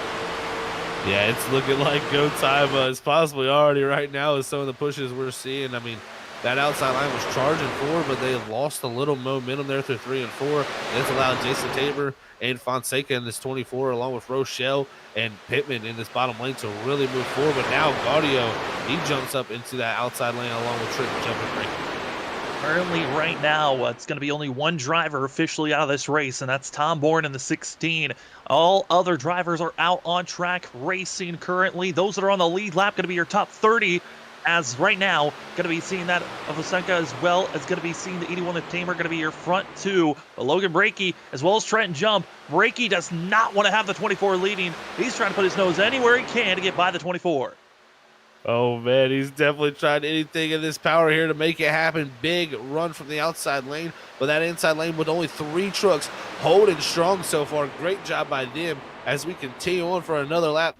Every time the racing gets a little bit more intense, I think we're seeing a few drivers here watching this. They're trying to back up from this and trying to maybe think something here is going to happen. Here comes a big now for Guardio in that 3 machine. He comes forward. Guardio's going to be trying to find a little bit of space. He's ducking it high, low, trying to pick the lane that's going to have the most speed. But on the backstretch, roaring side by side, the field all collected with one another. This lead back, it is our top 21 that are on the lead lap and still have an opportunity to win. But it's side by side. It's going to be the 81 on the inside of Tamer. Then you've got that of George and the 24 on the outside. Both lanes looking fast and quick, but it's around that 7th and 8th position where drivers still can fade up and down and pick what lane you want to be in and try to assist the lane that you hope is going to be moving forward. Yeah, and that is the area right now where there's a little bit of opening where you can kind of have freedom to do what you want. One car on the apron back here behind us. Back, he gathers it up, though, as they keep it straight here for now. Looks like that was the 01 of Aaron Kralik, actually. It's him and it looks like another car lose the draft of Carl Puller. So, yeah, they're going to lose that draft there. But right now, it's a heavy battle going on up here, man, with Fonseca trying to get that lead on the outside line. Yeah, Fonseca's going to be trying his best. I went back and re-looked. That Carl Puller and Aaron Kralik incident was coming in turn number 1. Looked like for the 71, and Puller thought he was clear, came down, actually made contact with the 01, made them lose the draft, and going to be falling. And luckily, I think they still have enough to the draft to stay with this lead group, but it's going to be a lot of work to get back up front. And if anything, that might have been a little bit of help for them. They've got a big enough of a gap now that they might have space to, just in case the big one strikes up front, to survive and still be able to race up front. As you can see, the 01 still connected to the draft of the 5 of Dakota Moniz. Yeah, there's definitely little packs farther back from this that could survive. If something happens, but 3 wide moment there. Breaky jumped to the middle up front to 29, but he had to scatter as the pack goes down the back straightaway, and now they all solidify back into 2 lines. But that got a little wild there. I think it was a little bit of a push gone wrong, and Breaky had to check up not to wreck that 24. Yeah, over the radio, frustration over that of Logan Breaky and also Fonseca is going to be those 2 drivers. Breaky's not liking the way the 24 is running his lane, and so the 29 is trying to put, again, his nose anywhere he can to get by the 24. Yeah, and that impatience is only going to lead to a little bit of possibly an incident. As you see them, they're trying to make moves, and right now, Breaky in that outside lane trying to make something happen. He wants to get clear here. He wants to get control where he can make his own decisions. He's got his 24 directly ahead of him, but they push clear now. Can the 29 jump down? Will he jump down? Yes, he does here. He jumps down in front of Jason Tamer. Tamer now going to be having the 29 to work with. Logan Breaky, he's been waiting and looming to finally make the pass. Coming out of turn number 4, coming to 20 laps to go. And lap car, Robert Schmock, going to be high and hoping that everyone can get by as they go through the tri-oval. Yeah, they're going to be going by Schmock here up to that 3rd lane. Doing a great job of just holding it up there as everybody goes by. It's going to tighten this group up here 2 by 2 as they head down to turn 1 now. It's going to be Fonseca with a big push from Gaudio. Gaudio has been on the push really well tonight in that 3 machine, but Tamer down low, giving Breaky the good push he needs on the bottom lane. Fonseca on the outside, just trying to hold his line, and Gaudio going to be working with one another. It's going to be the rookies, your front 4, all showing what they've got, and they certainly have been showing here tonight. Here's Zach, that the rookies are people to watch out for. They know how to run super speedways and be aggressive, but are they going to be the ones that win? Coming out of turn number 4, going to be seeing Logan Breaky, Tamer as they race on, but it's going to be Schmock loose on the inside, into the inside wall. Is going to be the 60. We'll see if that brings out a yellow, and it looks like it won't. It's off the racing line. Yeah, off the racing surface, down on the apron. It's going to keep us green here at the moment as we're under 20 to go here, Sam. It's been 2 by 2 now for the past 10 to 15 laps in the push there from Tamer, though. Going to push Breaky ahead, and right now, rookies are prevailing here tonight so far in the NAISCC Truck Series. Well, it's going to get a little bit more of a worriness in front of our leaders. More lap traffic. We'll see where the lap cars want to place themselves. Will they go high or stay low? And it looks like they're going to be moving high, and a little bit of miscommunication. It looked like it was a late move going to the high line for Alex Light, and so drivers were jostling back and forth, but luckily they're in line. Now Eric Stamp going to be on that third lane as they go 3 wide through the tri-oval. Yeah, 3 wide by Eric Stamp and Alexander Light. Good job by them just holding their lane up there. But now the big run's coming from behind. Gaudio pushing that 24 of Fonseca forward now as he's got up to that third car of Kyle Rochelle. What does Tamer do? Tamer looked for a rope there, possibly to dive out. He's got clear of that outside lane. He could jump out at any moment. What is Jason Tamer doing at 81?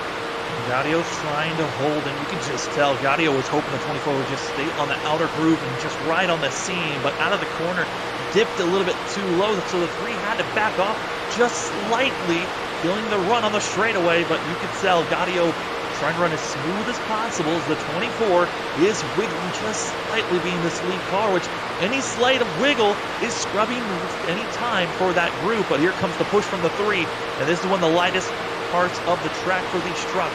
They've got to be careful not to be just throwing their cars away here as Logan Breaky holding strong on the inside. But Zach, when we look through the field, again, our front about 20 still in this lead pack. Will it be one of our front 4? Oh no, there they go. The 24 gets loose, holds on, but not for long. Contact, they're spinning behind. And that's definitely going to bring out a yellow here. It's not out on the racetrack it's not yet, out. but it stayed green at the moment. Interesting scenario there, as no caution on the racing surface. That was definitely a lot of cars involved in that. Is now they're going to throw a caution. And I was about to say, I think maybe the admins might have something to do with that. There is that is a pretty big incident. Race admins had to come in to throw that yellow because iRacing did not deem that as a caution to be thrown because the drivers were not over 45 degrees sideways on the racing surface. They were just slow. No yellow is thrown until they started spinning off of the race surface on the apron. So no yellow is going to be thrown. And so because it was an admin thrown yellow, sorry, our system will not have the replay for this. But Zach, it was a lot of shimmying up front. The 24 certainly was a driver that was trying to hold on, but just wrong movement, getting some drivers out of shape and seeing some drivers. Luckily, I don't think the wrecks were too big, but certainly drivers were not wanting to have that incident happen. Yeah, I mean, some drivers did amazing jobs. Jonathan Pittman, Trenton Jump, making it through that. I mean, even Fonseca, I mean, he got a little bit of damage for getting sideways down into him, but really the driver really took the most of it. John Forbes there in the 11 machine, along with his teammate Ethan Smith. It seems like that team there really seemed to catch a lot of that, along with the 54 there and multiple other drivers who had a lot of damage. So Christopher Norris involved in that also. Norris got a hard lick between himself. I believe also that was Ethan Smith and John Forbes getting in the 54 and into the outside wall. It seemed like it was only about 4 drivers that were heavily involved with that wreck. It was the 54 that got probably the worst of it, and the 11. As the drivers that, started the catalyst and kind of started a little bit of a shakeup was going to be the 24 and others. But Zach, this is when things get interesting. Pit road is open, and a couple of drivers that were up front deciding to stay out, as a lot of others deciding to come into pit road, going to get damaged fuel, possibly even tires, to get them set up for this last dash. Yeah, I think for a majority of that group, a lot of them were probably coming down to get a little bit of damage repair, with about 5 or 6 of those cars involved in that right there. But yeah, a lot of other ones coming down, get fuel, get extra fuel to make sure you can get to the end of this race here if we do have any extra overtime racing. So it's a good strategy. Make some tires to get a little bit more support. And even like I said earlier, the more fuel you have in this race truck, the lower that rear spoiler is going to be with it weighing down the rear of that truck. So it might get a little bit more speed out of that truck. So we'll see if anybody can use that to their advantage.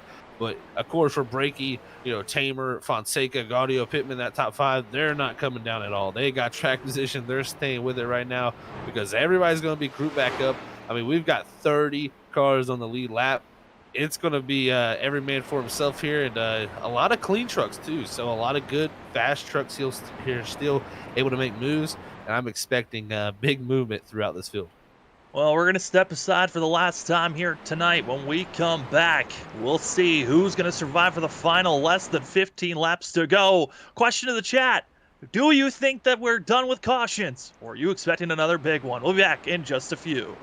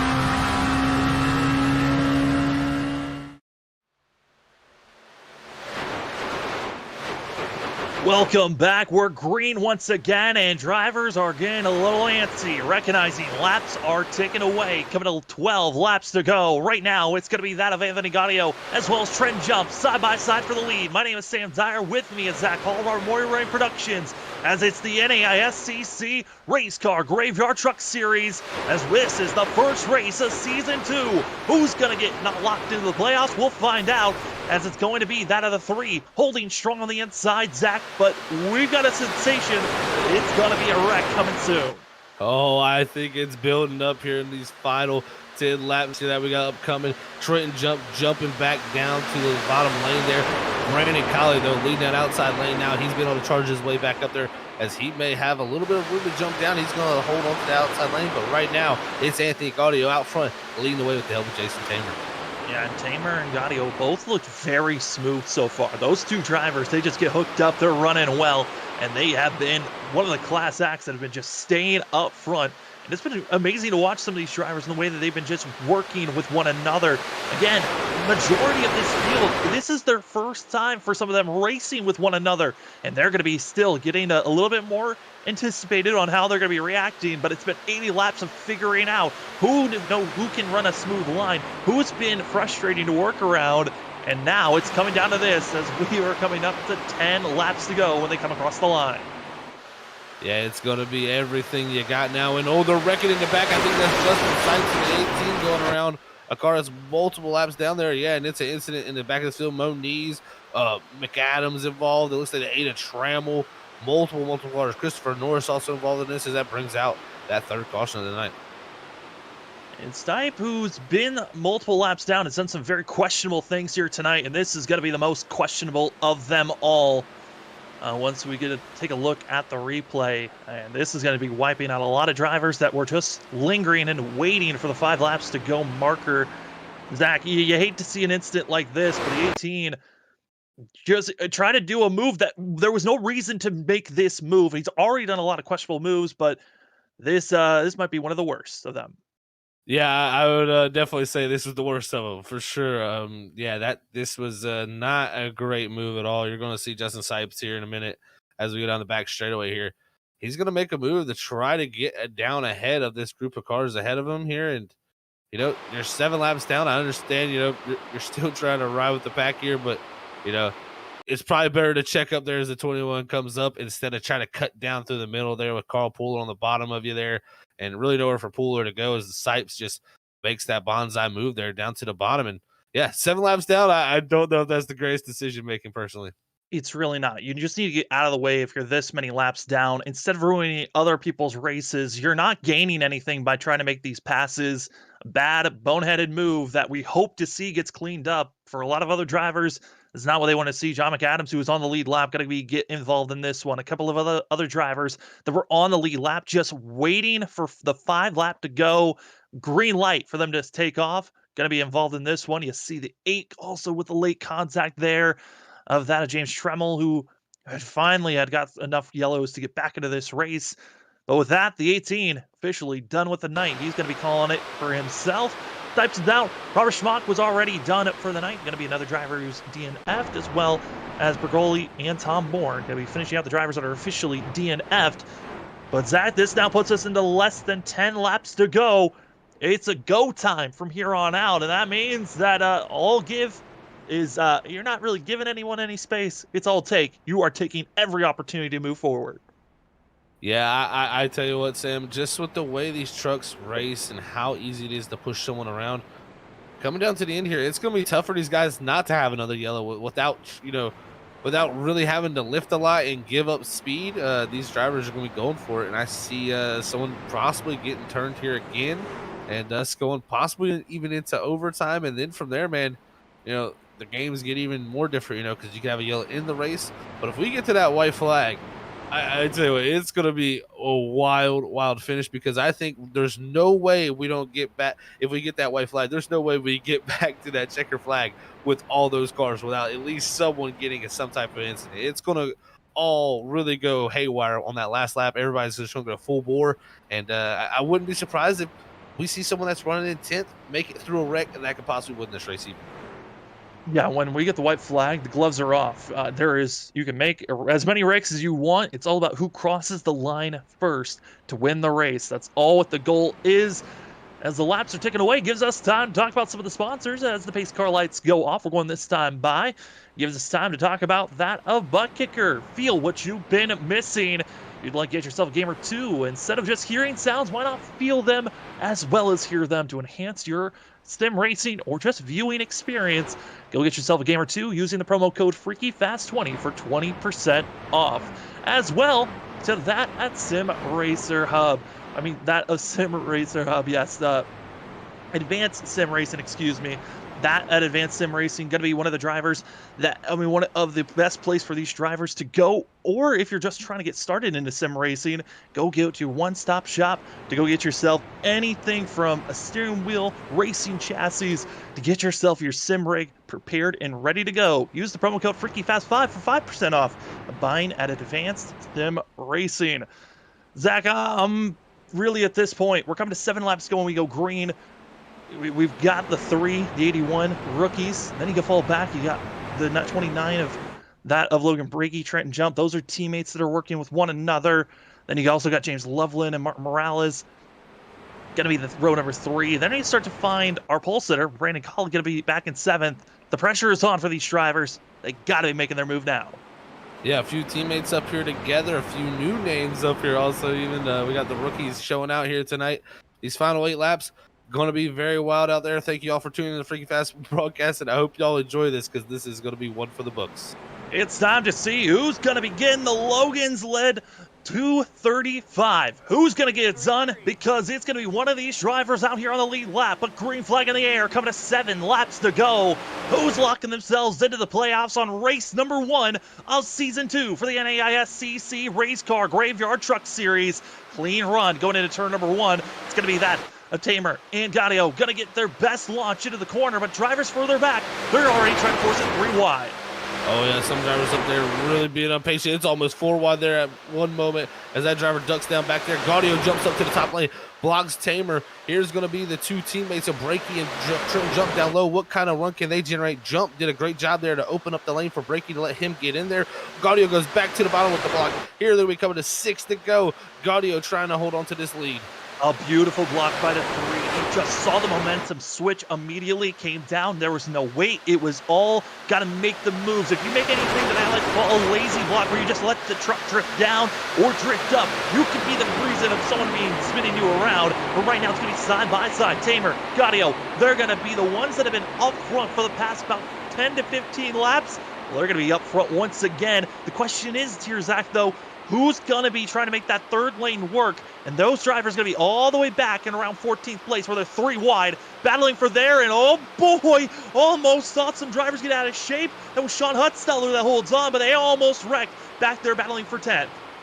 Oh, man, it's really going crazy there around Danny Cocker and Jonathan Pittman in that area. They were the group that was going 3 wide along with Thomas Green. They jump down now. It makes it double file here, but they definitely made up some ground on that 3rd lane. Let's see if they go to it again here at some point. They're going to be coming to 5 to go. Gaudio still up front. Tamer in that outside lane along with Loveland pushing his way forward. He's got his name up here for the first time tonight. When it was 15 laps ago, it was around 8th place where you had a little bit of space to shimmy if you want to be up or onto the low lane. You have to fall all the way back to 20th position before you can find any type of space to drop down or low and pick what lane you want to be in. It is go time. 5 laps to go. Gaudio, Tamer, they're their front 2, but that 3rd lane starting to mount a little bit of speed, and it's going to be that of James Trammell going to try to lead that 3rd lane, but who's going to try to block? And the danger is now on as there they go. Ethan Smith goes down low. They start scattering. Max Foner into the wall. We stay green, but that is a hard contact. And now the question is, will the admin throw yellow? And they will. Yeah, we had more cars stop there on the banking too. It got really slow and spun, and that's going to bring out another yellow. Gaudio going to have to take a deep breath there as he's held onto this lead so far, but now going to have to wade through another set of a restart here, and this is going to get very wild now. It's looks like a pretty interesting little wreck there. We want to let the audience know, because of the way that our systems are to get replays, if it's an admin thrown yellow, we do not get those replays. So tonight, this was our second caution of an admin thrown yellow, so there will be no replay. But Zach, just from us, we can do a little bit of radio style on it. Drivers were getting a little bit too antsy, and some were getting shoved in the wrong spots at the wrong time, and quarter panels were making this a big one in the middle of the corner. Yeah, it all started around Trevor Earhart and the doubles there, Ethan Smith. Ethan Smith really sticking it 3 wide in between Cochran and Earhart there. It got pretty dicey, and I think Earhart even got a pretty good shove from Rochelle that kind of got him a little bit up the racetrack, and from there, it kind of all transpired. But I tell you what, for what I've seen, that third lane can go, Sam. We've seen it move up pretty quickly. It was that top group of Pittman, Cochran, and along with Thomas Green there that were really moving forward up top. And multiple drivers, that of Blake Howell as well as that of Max Foner, going to be having that of what we call meatball flags, which are a black flag with an orange dot in the middle, and that is required damage that has to be repaired. And both those drivers going to be in pit road for quite a long time, and a couple of other drivers as well. Extreme damage, engines are blown, and that means that we're going to be seeing if these drivers can even make it. But because of the timing of this yellow, Zach, these drivers, they're going in overtime. Yep, and this is exactly what I was speaking about earlier. The overtime is going to put this in a little bit of a different situation. You don't have as much time to build up those runs. You kind of got to make stuff happen quickly, and you're going to see if we can get back to that white flag, it's going to be everybody going for it at that point. And like I said, I just don't expect them to get through a white flag without somebody having some type of mistake with it stacking up here with everybody trying to go full bore and make it to the end. But I tell you what, Gaudio, he's shown to be almost like a Pied Piper of the field. He could go left, right, make moves anywhere he wants to go, and control his field. He's got to do it once more. But I tell you what, Tamer and Breaky there have been making big moves all night, and Trent Jump along with Breaky there. You know he's going to be going with him. So those two teammates looking to help each other all the way down to the end. Big thing is teammates and allies. Do you have the right people around you that you feel like you can make some big moves? On top of that, we do have the yellow line rule. Drivers cannot advance their positioning by going underneath the yellow line. So drivers are going to be forced to stay on the racing surface, and that's why they feel boxed in. And if you're on the outside, you can make these giant moves. If you're on the inside, you're just trusting that your lane is going to be getting moving. But right now, looking at the drivers that are all on track and on the lead lap and stuck with his lead group, looks like 23 drivers that are still raceable and look like they've got a chance to win this race. But if you're up in the top 10, you feel like you've got the best opportunity. Drivers that just came into pit road, we still have 29 drivers on the lead lap. So even if you're all the way back in 29th, you could see the whole entire field wreck out. And if you can, dash in and out, find the right lanes, you could find yourself in victory lane. But that's going to be asking for a tall order. But drivers are stacked up. We're going to overtime. This is going to be our first attempt of 3 if needed. Again, if we go and get the white flag, we race it to the end. But if we get a yellow under this first lap that we get going, then we'll go into attempt number 2. Same thing happens in attempt number 2 where we get a yellow before the white flag. We then go into attempt number 3. In that third attempt, if we get a yellow before we get the white flag, the race ends under yellow. But the goal is get to the white flag, and then Zach, it's all on. Most likely these drivers, one's going to feel excited because they got the win. The rest of the field, they're probably going to be having a lot of what-if moments here tonight. Yeah, I mean, if your drivers like Ethan Smith back in 27th, John McAdams back in 25th, Joshua Feed back here in that same area, I think you still got a shot, like you said, Sam. You're on the lead lap. If a wreck happens, this whole field goes up in one big smoke show. You could very well make your way through it. So never give up mentality here for these drivers. But I tell you what, it's been a heck of a race so far. We've seen a lot of great racing, but push is about to come to shove, and when the shoves happen, I think you're going to see another big incident. But first attempt, let's see what these guys can pull off. It's a new season, new year. It's time to see if we'll see a new driver win in the NAISCC Race Car Graveyard Truck Series, as we are green in attempt number 1 at overtime for the Logan-led 235, and they're already wrecking on the back of this group. Oh, yeah, that was an immediate caution there to bring that out. And, man, that that right there, a little anticlimactic, and luckily for this one, we're gonna be able to see possibly our replay. We think.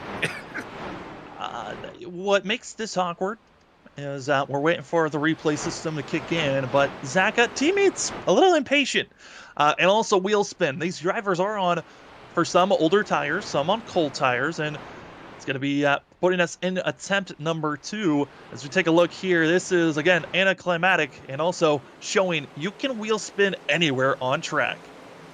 Yeah, we've seen some checkups there, and you're going to see it's going to be that 00 Ethan Smith and that 47 of John McAdam make contact here as we go to green. It's going to be a little checkup on the inside lane. Ethan Smith goes up. 47 of John McAdams goes down, trying to go inside of the truck ahead of him, and they collide from there. And man, just like that, a yellow can be waved that quickly, and the 96 goes around. And tough break there for Joshua Freed, who was just minding his own business. Ferraro comes in there really fast and just cleans out the wall. Trying to sneak his way through, and there was a hole closing in. Some drivers go with the, I'm going to full throttle my way through, and others try to slow down and brake before the incident happens. We've seen Ferraro go with the full send all night long, and that's what these drivers are now going to be placed into. Again, this is green, white, checkered attempt number 2 for these drivers up front. And it's going to be still, Zach, another group of drivers out of this thing. Max Foner going to be out of this race officially. He's parked it for the night, like Hal and others as well. Going to be done for this evening. As Ryan Ferraro back is going to be going into pit road to get damage repairs, as going to be having force to come in with required repairs. But we're now getting ready to go green. It's going to be seeing our front, that front 3 going to be rookies to watch out for, and they've been the top 3 of rookies for majority of the second half of this race. I'm not surprised where they're at, as drivers are racing to get to the base car. Yeah, a little interesting here. You're seeing them have pretty high speeds here, trying to get it back up to the pace car. Just due to that caution, the way it came out like that, the pace car much farther ahead of this group. But yeah, going to be the second attempt now. Didn't get much of a first attempt, but hey, we still got 2 more for these guys to try, and hopefully it makes some action happen for us. I mean, Gaudio, he could probably take two more of those and be pretty happy about it. Yeah, they're going to be open for that, but I'm looking at the fuel, Zach. Our front 11 have been out there on track for over 30 laps on fuel. For that of Gaudio, he's been out there for 35 laps on this stint. He's now going to be a little bit questioning on fuel, I think, for these drivers. Yes, these cautions are helping, but that's putting them in the close zone if we go into attempt number 3. Yeah, it definitely puts them in a little bit of an interesting zone. You know, I wonder how much they'll have to worry about fuel with these caution laps, but I think with enough caution laps, they should be all right. I mean, this is definitely stretching the distance of the race for them, but due to especially not even having that attempt, they really didn't have to burn too much fuel. Right now, you burn about half as much fuel as you do here around on a caution lap as you do on a full speed lap. So definitely saving a good bit, but yeah, I would imagine if you guys possibly a little worried about this right here, but Gaudio going to be out front. He's going to hope that thing doesn't stumble and can get back to that checker flag. Space car lights are off. Light's going to get back, at least 1 lap back of his 8 that he initially had. Now going to be down to 7, as Eric Stamp going to be getting a wave around lucky dog spot for the 53. It's going to be Gaudio, Tamer, Reiki, Loveland, Reed, Jump, Collie, that of Mark Morales Jr., also that of Corey Trabug, as well as we're going to be seeing that of Sean Hutstetler, going to be your top 10 waiting to go green here. This is our second attempt of 3. Again, if we get a yellow before we get the white flag, we then will be racing it. Then we'll be going into our attempt number 3. But that's if we get a yellow before then. These drivers want to race it out to the end so they can say that they won the first race of the season here at Daytona under green flag racing. But I think for some of these drivers, Zach, they just want the win to make sure that they don't have that pressure of trying to, if they have any bad, regular season, they're out of the playoffs. If you get the win here, you're not locked into the playoffs for later on in the season. It makes next week at Watkins Glen look a little bit easier for sure to have that win coming out of Daytona here to lock yourself into those playoffs. So we'll see who is that lucky driver able to do that. We saw how well it set Danny Cochran up. I mean, he went back-to-back to start the season off. So we'll see how it works out. Could someone else be in that same position here, as we're going to be looking for a green-white checkered attempt number 2 here, Sam. It's going to be 2 laps for glory here for Anthony Gaudio. Well, let's try it one more time. Who's going to be winning here at 10 number 2 at overtime? We got one more if needed. Pace car is off. It's time to see who's going to be winning the initial race of Season 2 for the NAISCC Race Car Graveyard Truck Series. And we are green. We're going to make it through the tri-oval, but down into turn number 1, it's the inside lane that's a lot more solidified. Will it be Logan Breaky and also that a trend jump? They're clear and expecting the 29 and the 46 to jump up here coming out of turn number 2. And they're wrecking behind there, but it looks like we're going to stay green. There it Yellow is. finally Caution's thrown. out. Yeah. Had been thrown yellow, so there will not be a shown here.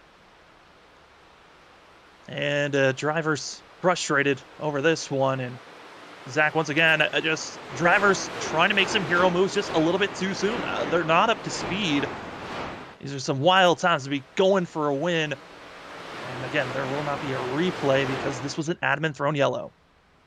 And it all started around the 24 of Fonseca, and kind of got up into Aaron Kralik, who had took it 3 wide. And I mean, you got drivers going for it 3 wide straight off the get-go. And yeah, it's just it's definitely a little bit of impatience, as you would say, Sam. It's just you gotta wait till you get to the corner to get a little more speed built before you can make these moves. And yeah, you can't get nothing done if the caution just keeps waving each and every time.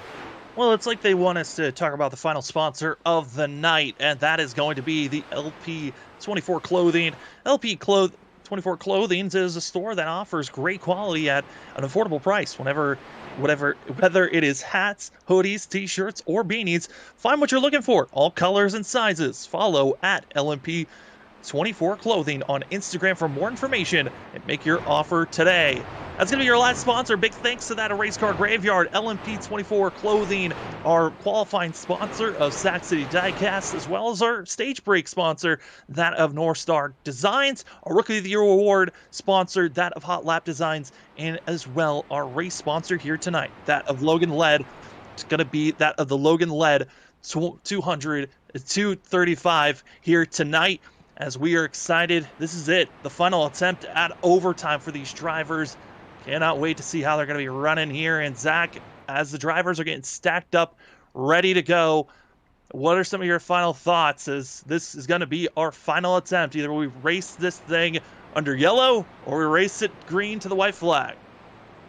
Well, definitely going to be a little interesting here. Last time we seen, Tamer jump down pretty quickly there to that bottom lane behind Gaudio, and it really worked out for him to be able to jump down there and be able to, get down to that second spot. But we'll see, what they elect to do. But man, these yellow flags have definitely, I think, brought everybody even to a little bit more of a, impatient level. I think you're going to see a little bit of moves that are very, very aggressive, just from people being frustrated, and it's going to be a wild finish here in this final legs. I hope we can just get to that white flag so we can have a checker flag to really celebrate this winner.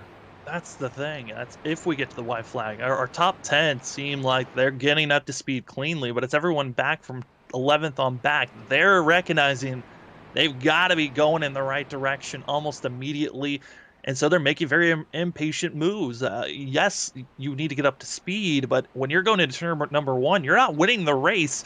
When you go green, you still got to get to the white flag to have an opportunity to race. And I think that's something that these drivers are just not recognizing. You're throwing away your opportunities to even go for a race win when you're wrecking each other going into turn number 1 on these restarts. Oh yeah, you're giving away big opportunities to gain positions. I mean, if those wrecks happen a little bit later in the lap, you can gain a lot actually in these multiple green white checkered attempts. But when the wrecks happen before you get to turn 1, nothing you can really gain as a driver from that. So right now we just seen really shuffling with drivers gaining a few spots by restarting in the right lane. I mean, one of those drivers I'm looking at, Brandon Colley, he's really used a lot of this to jump up through the field to up to 5th now. He was around that 10th position when we all started these green white checkers, and he's just been in the right lane that's went at the right time and been in a great spot to gain spots here coming down to the end. And also race admins, race control, they're over the radio telling these drivers, if you're racing back in 20th, let's try to keep it clean and race it to the end. You're racing for practically just a small amount of points. You're not racing for the win when you're trying to wreck one another. That is what is being translated to the drivers over the radio currently. But Zach, drivers are stacking up. We're getting ready to go green.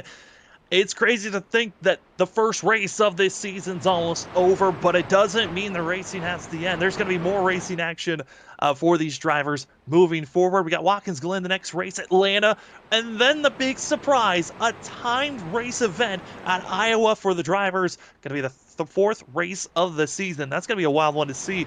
The timed base race, that was initially an accident for season 1 at Pocono. They loved it so much, even though it was an accident play.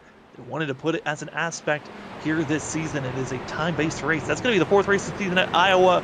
The first 4 races, extremely different. You got the super speedway here at Daytona. Watkins Glen is the second race. Then we go to mile-and-a-half racing at Atlanta. Then a timed event, short track racing at Iowa. But for the drivers here tonight, this is it. The final restart to see who's going to be winning that of the Logans led at 235. Here for the NAISCC Race Car Graveyard Truck Series. It is time to get these drivers set up. Season 2, race number 1. We got a bunch of new faces. It's time to see, though, will they be the ones to win? Danny Cochran for winner from last season here at Daytona. All the way mired back in 13th. We got a good opportunity to see a new winner here at Daytona as we are green going on the straightaway. Oh, and look at that. Tabor's going to jump in between them there, and now this is going to get Trent jump the outside lane. This is going to get interesting. What does Brandon Colley do? He jumps up to the outside lane, back to the bottom, electing to hold on to that bottom lane here as they go 2 by 2 as they look behind. Everybody trying to find positions here as they get up to speed. Trying to get up to speed, and who's going to duck to the high line? We stay green for now, but for how long? It's going to be that of Colley ducking it to the high side, going to be leading that outside group. The 1, knowing that he needs to get going, but the goal, get to the white flag so you at least can race to the end. It's going to be the 3 leading going into turn number 1, and Zach the goal, get that white flag. Yeah, they're trying to do it here, Sam. They're coming through 3 and 4. Off of 4, it's Gaudio leading, but the outside lane's coming. Brandon Colley with the help of Trenton Jump. It's getting a big run. Here they come. Coming through the tri-oval to the white flag. It's your Fletcher's Florist white flag as the drivers come across. It is go time. Gloves are off. If you wreck, it doesn't matter. It's all about coming across the line first. It's going to be that of the 3 on the inside, Colley on the outside. Who will force it 3 wide going through 1 and 2? Oh, big moment there on the inside lane. Gaudio gets checked up. Inside lane moments coming off of turn 2. It's Brandon Colley leading. Who's going to have it though? Trent Jump makes a move. Cody Reed, they're wrecking on the back straight, but the lead is going crazy. They're wrecking. They all fanned out onto the apron for a quick second. It's going to be that of Jonathan Pittman leading for now. Trent Jump, Cody Reed. They're 3 wide for the lead. Through the middle. It's going to be St. Jason Tabor. Tabor, they jump. Gathering. Wrecking. Who's going to come through? Coming through the lane. It's the 11. It's also going to be that of Logan Breaky. It's going to be seen drivers coming around. It's going to be Kyle Rochelle. Door banged into the wall. For the now, it's John Forbes leading the way. Logan Breaky with a little bit of a surge. The 11 broke down, comes across the line and wins. How in the world? John Forbes out of nowhere. The leaders wreck and the 11 wins. Mike Shaw's on the floor, Sam. That is... Oh, we had guys running out of gas coming off the corner there. I wonder what happened to Brandon Colley. He's out of gas. Same for, I think, Cody Reed in the 25. They dropped back slowly, and from there, it was mayhem. They started wrecking, coming off a 4 with Trenton jumping them. Oh, man, I don't know how they made it through that, but John Forbes, Logan Breaky, Kyle Rochelle somehow come back to the line as your top 3. What a start to the season. Rochelle had the momentum. He had snuck his way through. He was going to win and pass Logan Breaky and John Forbes, but Breaky with a late move just door bangs the 21 into the outside wall, just completely ruining his momentum.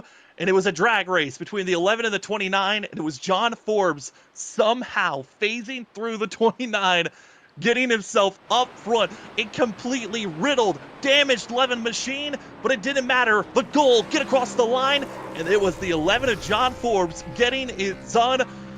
Oh, Zach, these interviews, they are certainly going to be a little spicy here with Logan Breaky and Kyle Rochelle's talking points. And John Forbes' elation wins and locked in to the playoff action. Oh, man, that right there, Sam. amazed as he celebrates. But I actually think it was Martin Morales actually the one that got into the wall there by Breaky. So Morales had the big run. He's seen the door open. Breaky closes it, and it ends up being 4 for Morales. So unfortunate for him, but man, that wild finish. John Forbes, he breaks through though. Breaks through, had some fun. He's going to continue to burn it down. And as the 11 has fun on the front stretch, we're going to step aside. When we come back, we're going to have Kyle Rochelle, Logan Breaky, and your Daytona winner, John Forbes, here in just a few.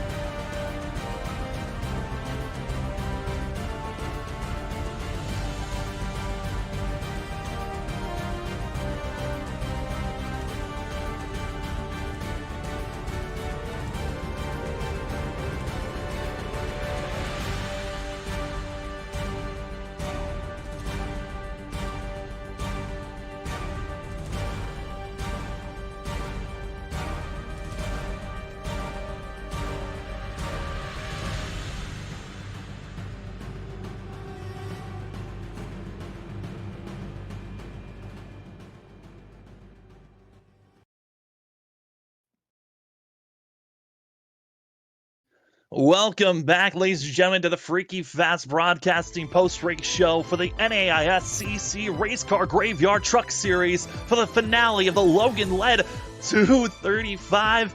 And what a finale it was. We had leaders that we thought were going to win running out of fuel, wrecking one another, and it came down to a drag race coming to the end of the race. Coming in third place, though, 21 of Kyle Rochelle. We're going to start things off with third place, then we'll trickle our way up to victory lane. We're starting things off with Kyle Rochelle.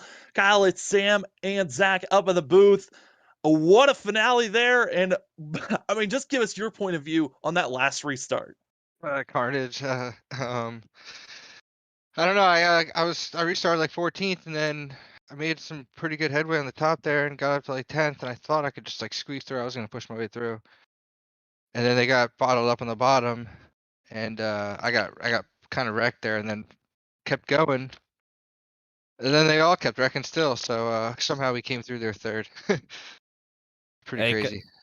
Hey, Kyle, it's Zach over here, man. Congrats on that drive up the third, man. That was a wild way to get back to the finish, man. But I gotta say, a good way to start off your season here in the 21 machine, man. You came in, midway through last season. Didn't get a chance to, try to make those playoffs. How's this feel to start off the season like this for a possible chance to go run at those playoffs later in the season? Yeah, I mean, third place is great, and winning the stage and leading the lap, that's also great. So that helps us out a lot. Unfortunately, I'm gonna miss next week, so we'll see what happens going forward. But hopefully, I could be there at the end and make way to the championship.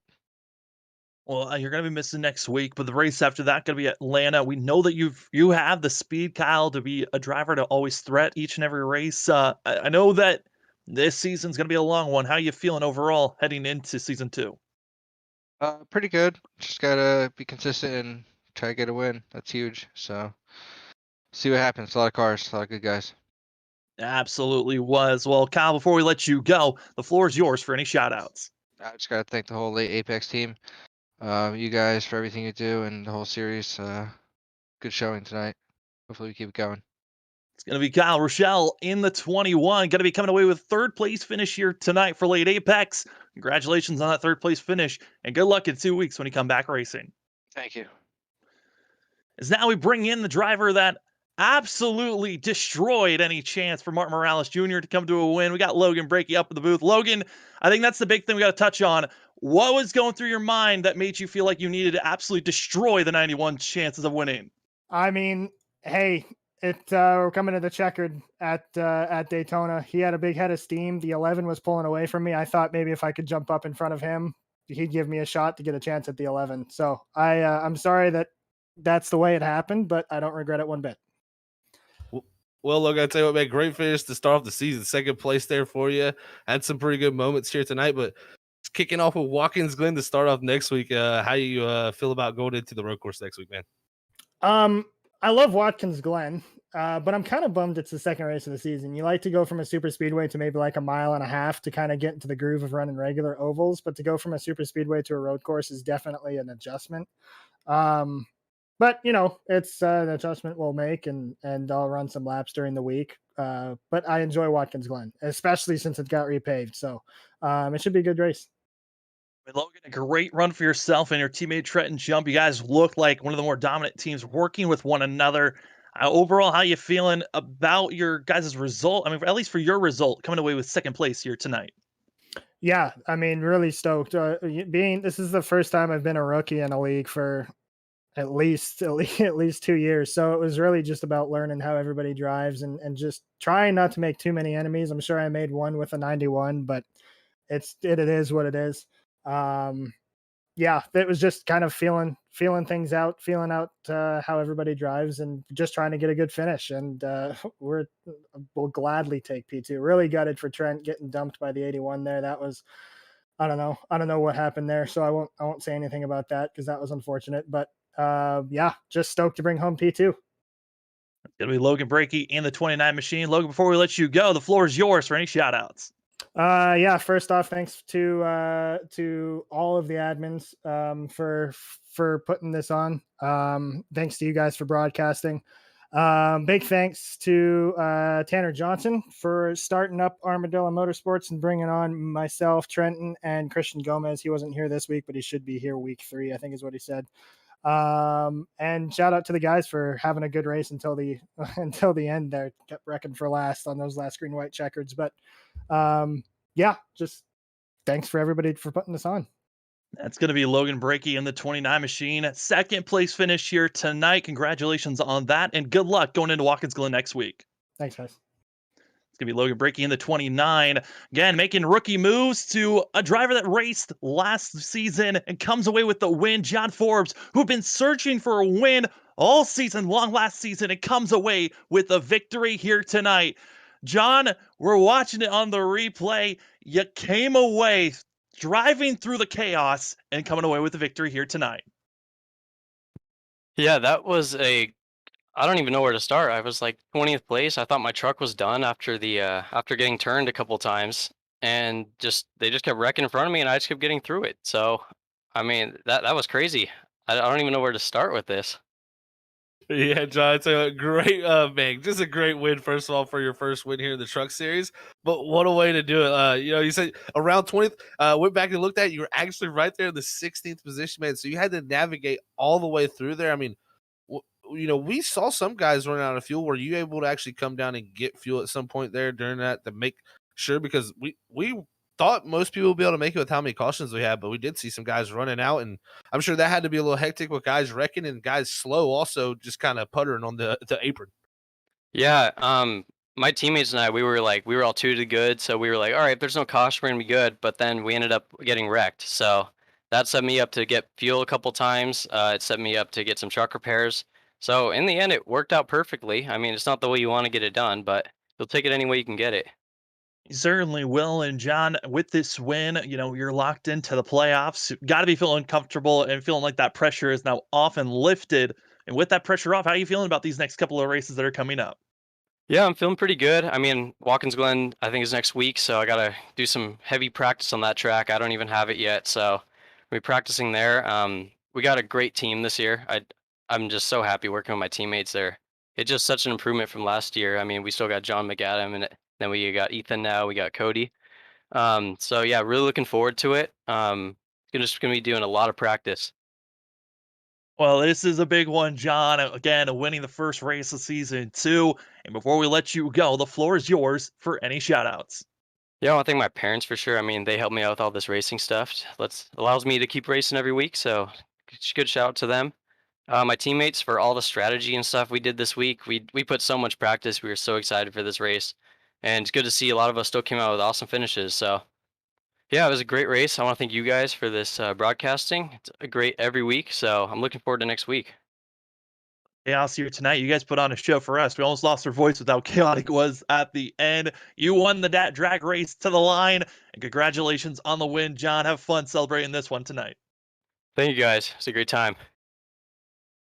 Well, Zach, this was one of the more wilder finishes. I mean, I don't think there's many events that could really beat out this. Last season's Texas race was wild, but this one, just the utter chaos of the unknown, might have beat out some of the best racing and finishes we had last season. And this is only the first race in season 2. Yeah, that was chaos at a maximum level of 11 out of 10. I mean, hey, the 11 won. So what do you know? John Forbes, I mean, what a job by him to break through. And, we kind of alluded to it. All it takes is one incident like that, and it comes back, actually turns out Anthony Gaudio on that bottom line, he runs out of fuel. That's what checks everything up on that bottom line, starts that whole stir up. Then Brandon Colley runs out up top on the top of that line. And, man, it kind of went everywhere from there, Sam. And somehow John Forbes was able to make it through. We've seen the big moto from Martin Moraes. You got to feel for him because almost 30-mile-an-hour difference between him and Logan Freeky. And, Freaky's trying to go for the win. I understand the move there, trying to make something happen and trying to get that push on, but just the difference of speed was too much, and Morales nowhere to go, gets put in the wall, and he's definitely got to be feeling a little upset. That one kind of got away from there. He could have had the momentum to get there, but you never know. After he makes the move past Freaky, does he get by Forbes? We'd have to see, but man, what a job by John Forbes. He breaks through, gets the victory, and that's a great way to start off season 2, Sam. It really is. We'll look at the unofficial racing results because I feel like this one, the admins are going to have fun looking over this on who or if they're going to be penalizing anybody. But John Forbes sneaking his way through, getting the win. And we were wondering who was going to be the next rivalry. Our two major rivals of Mark Whitley and Vince Sor were gone. Well, we might have a new one. Logan Breakey and that of Martin Morales Jr. comes away second and fourth for themselves, or they might be the biggest thing to watch out for moving on. Kyle Rochelle getting to third place. Ethan Smith, a great finish for the 00 with fifth. Thomas Walter in sixth. Trevor Earhart in seventh. Eric Kralik in eighth. Ninth goes to that of Jason Tamer with that of Joshua Freed, finishing out your top 10. But Zach, you look at the rest of the field. I mean, there's a lot of drivers where it was so chaotic at the end. Everything got shuffled up. The only thing that really looked normal, I would say maybe was the 81 in the top 10. Everything else changed so much there coming out of the white flag and into madness. Yeah, it really did, Sam. I mean, you had Brandon Colley and Anthony Gaudio leading the lines there. Gaudio comes home actually a lap down, 23rd. Brandon Colley back in 19th. So looking throughout that field, I mean, everything changed. I mean, we've seen just how big and how crazy these finishes can be at these super speedways. And man, gotta applaud the Truck Series for once again putting on a wild finish to start the series. And man, I just can't wait to get the Watkins Glen next week. What can they do there? I'm expecting a lot. And we had Vincent Sor dominate the road courses there last season. Who's going to be the new guy that steps up, takes the that stand as the guy that's the quickest guy on those road courses? We see Mark Whitley a lot of times run second to him. So it's kind of, we lost those top two people. Who's going to be those next two to step in? That's going to be the big question for us to get to next Monday. That's when we'll see that one. But for us here at Freaky Fast, there's still a lot of racing action to be seen. We're done with Sunday MPI. What a fabulous race it was at Auto Club. Came down to the end there where we saw Austin Reedy coming away with a victory. Here tonight, it was the NAISCC debut race of season 2. And it was a spectacular chaos for some. It was a destruction derby for that of Scene up front, getting the win of John Forbes, a victory that he's just been waiting for almost the whole season, and going to be getting the win. But our next venue is going to be that of Wednesday night, Underdog Racing League going to Nashville Super Speedway. They're in the middle of their regular season, and they're trying to see who's going to be making that surge with the momentum in that race as well. Thursday night, Stars and Stripes, it's throwback night, Darlington, and they're in their final 3 races of the regular season. Playoffs right around the corner. They're hoping to find out who's going to be making the playoffs. Only the top 12 make it.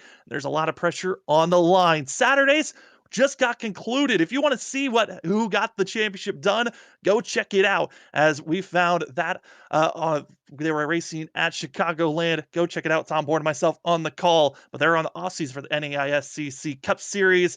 But Zach, that is what the schedule looks like for the rest of the week. But before we get done with tonight, what's your final thoughts here at Daytona? Well, Sam, what a way to open it up for season number 2. Like we said before, this Monday Night League, they had multiple moments last season that were just wild and chaotic, and now to start off the season, what do you know? A driver driving from 15th place to first with a giant wreck up ahead, and man, no better way to start off Daytona. Daytona is always the wild card race. I myself can accept a little bit of wildness coming down to these finishes and crashes. It's excitement. It's about entertainment when we come here to Daytona. But next week when we head off to Watkins Glen, it starts right back into that race, and that's going to get very tough and gritty. You got to hit every lap and be on top of your game at every moment and make no mistakes if you want to get that checker flag. And we'll see who can pull it off again next week, because we got a wild schedule up ahead of us. The season has just started. The NAISCC Race Car Graveyard Truck Series has begun. Season 2, Race 1, how to use all 3 that of the overtime attempts. But we finally got to race to the end. John Forbes, scrapped up, looking like a mess, gets the victory here tonight. He's locked into the playoffs. And for us, we're done for the night. That's it. Thanks for Zach Hall, myself, Sam Dyer, Robert Mori running Productions. Thank you for joining us here on Freaky Fast Broadcasting. Our next venue is going to be Wednesday night, unless you want to just wait until next week. Watkins Glen for the Truck Series. We'll see you there.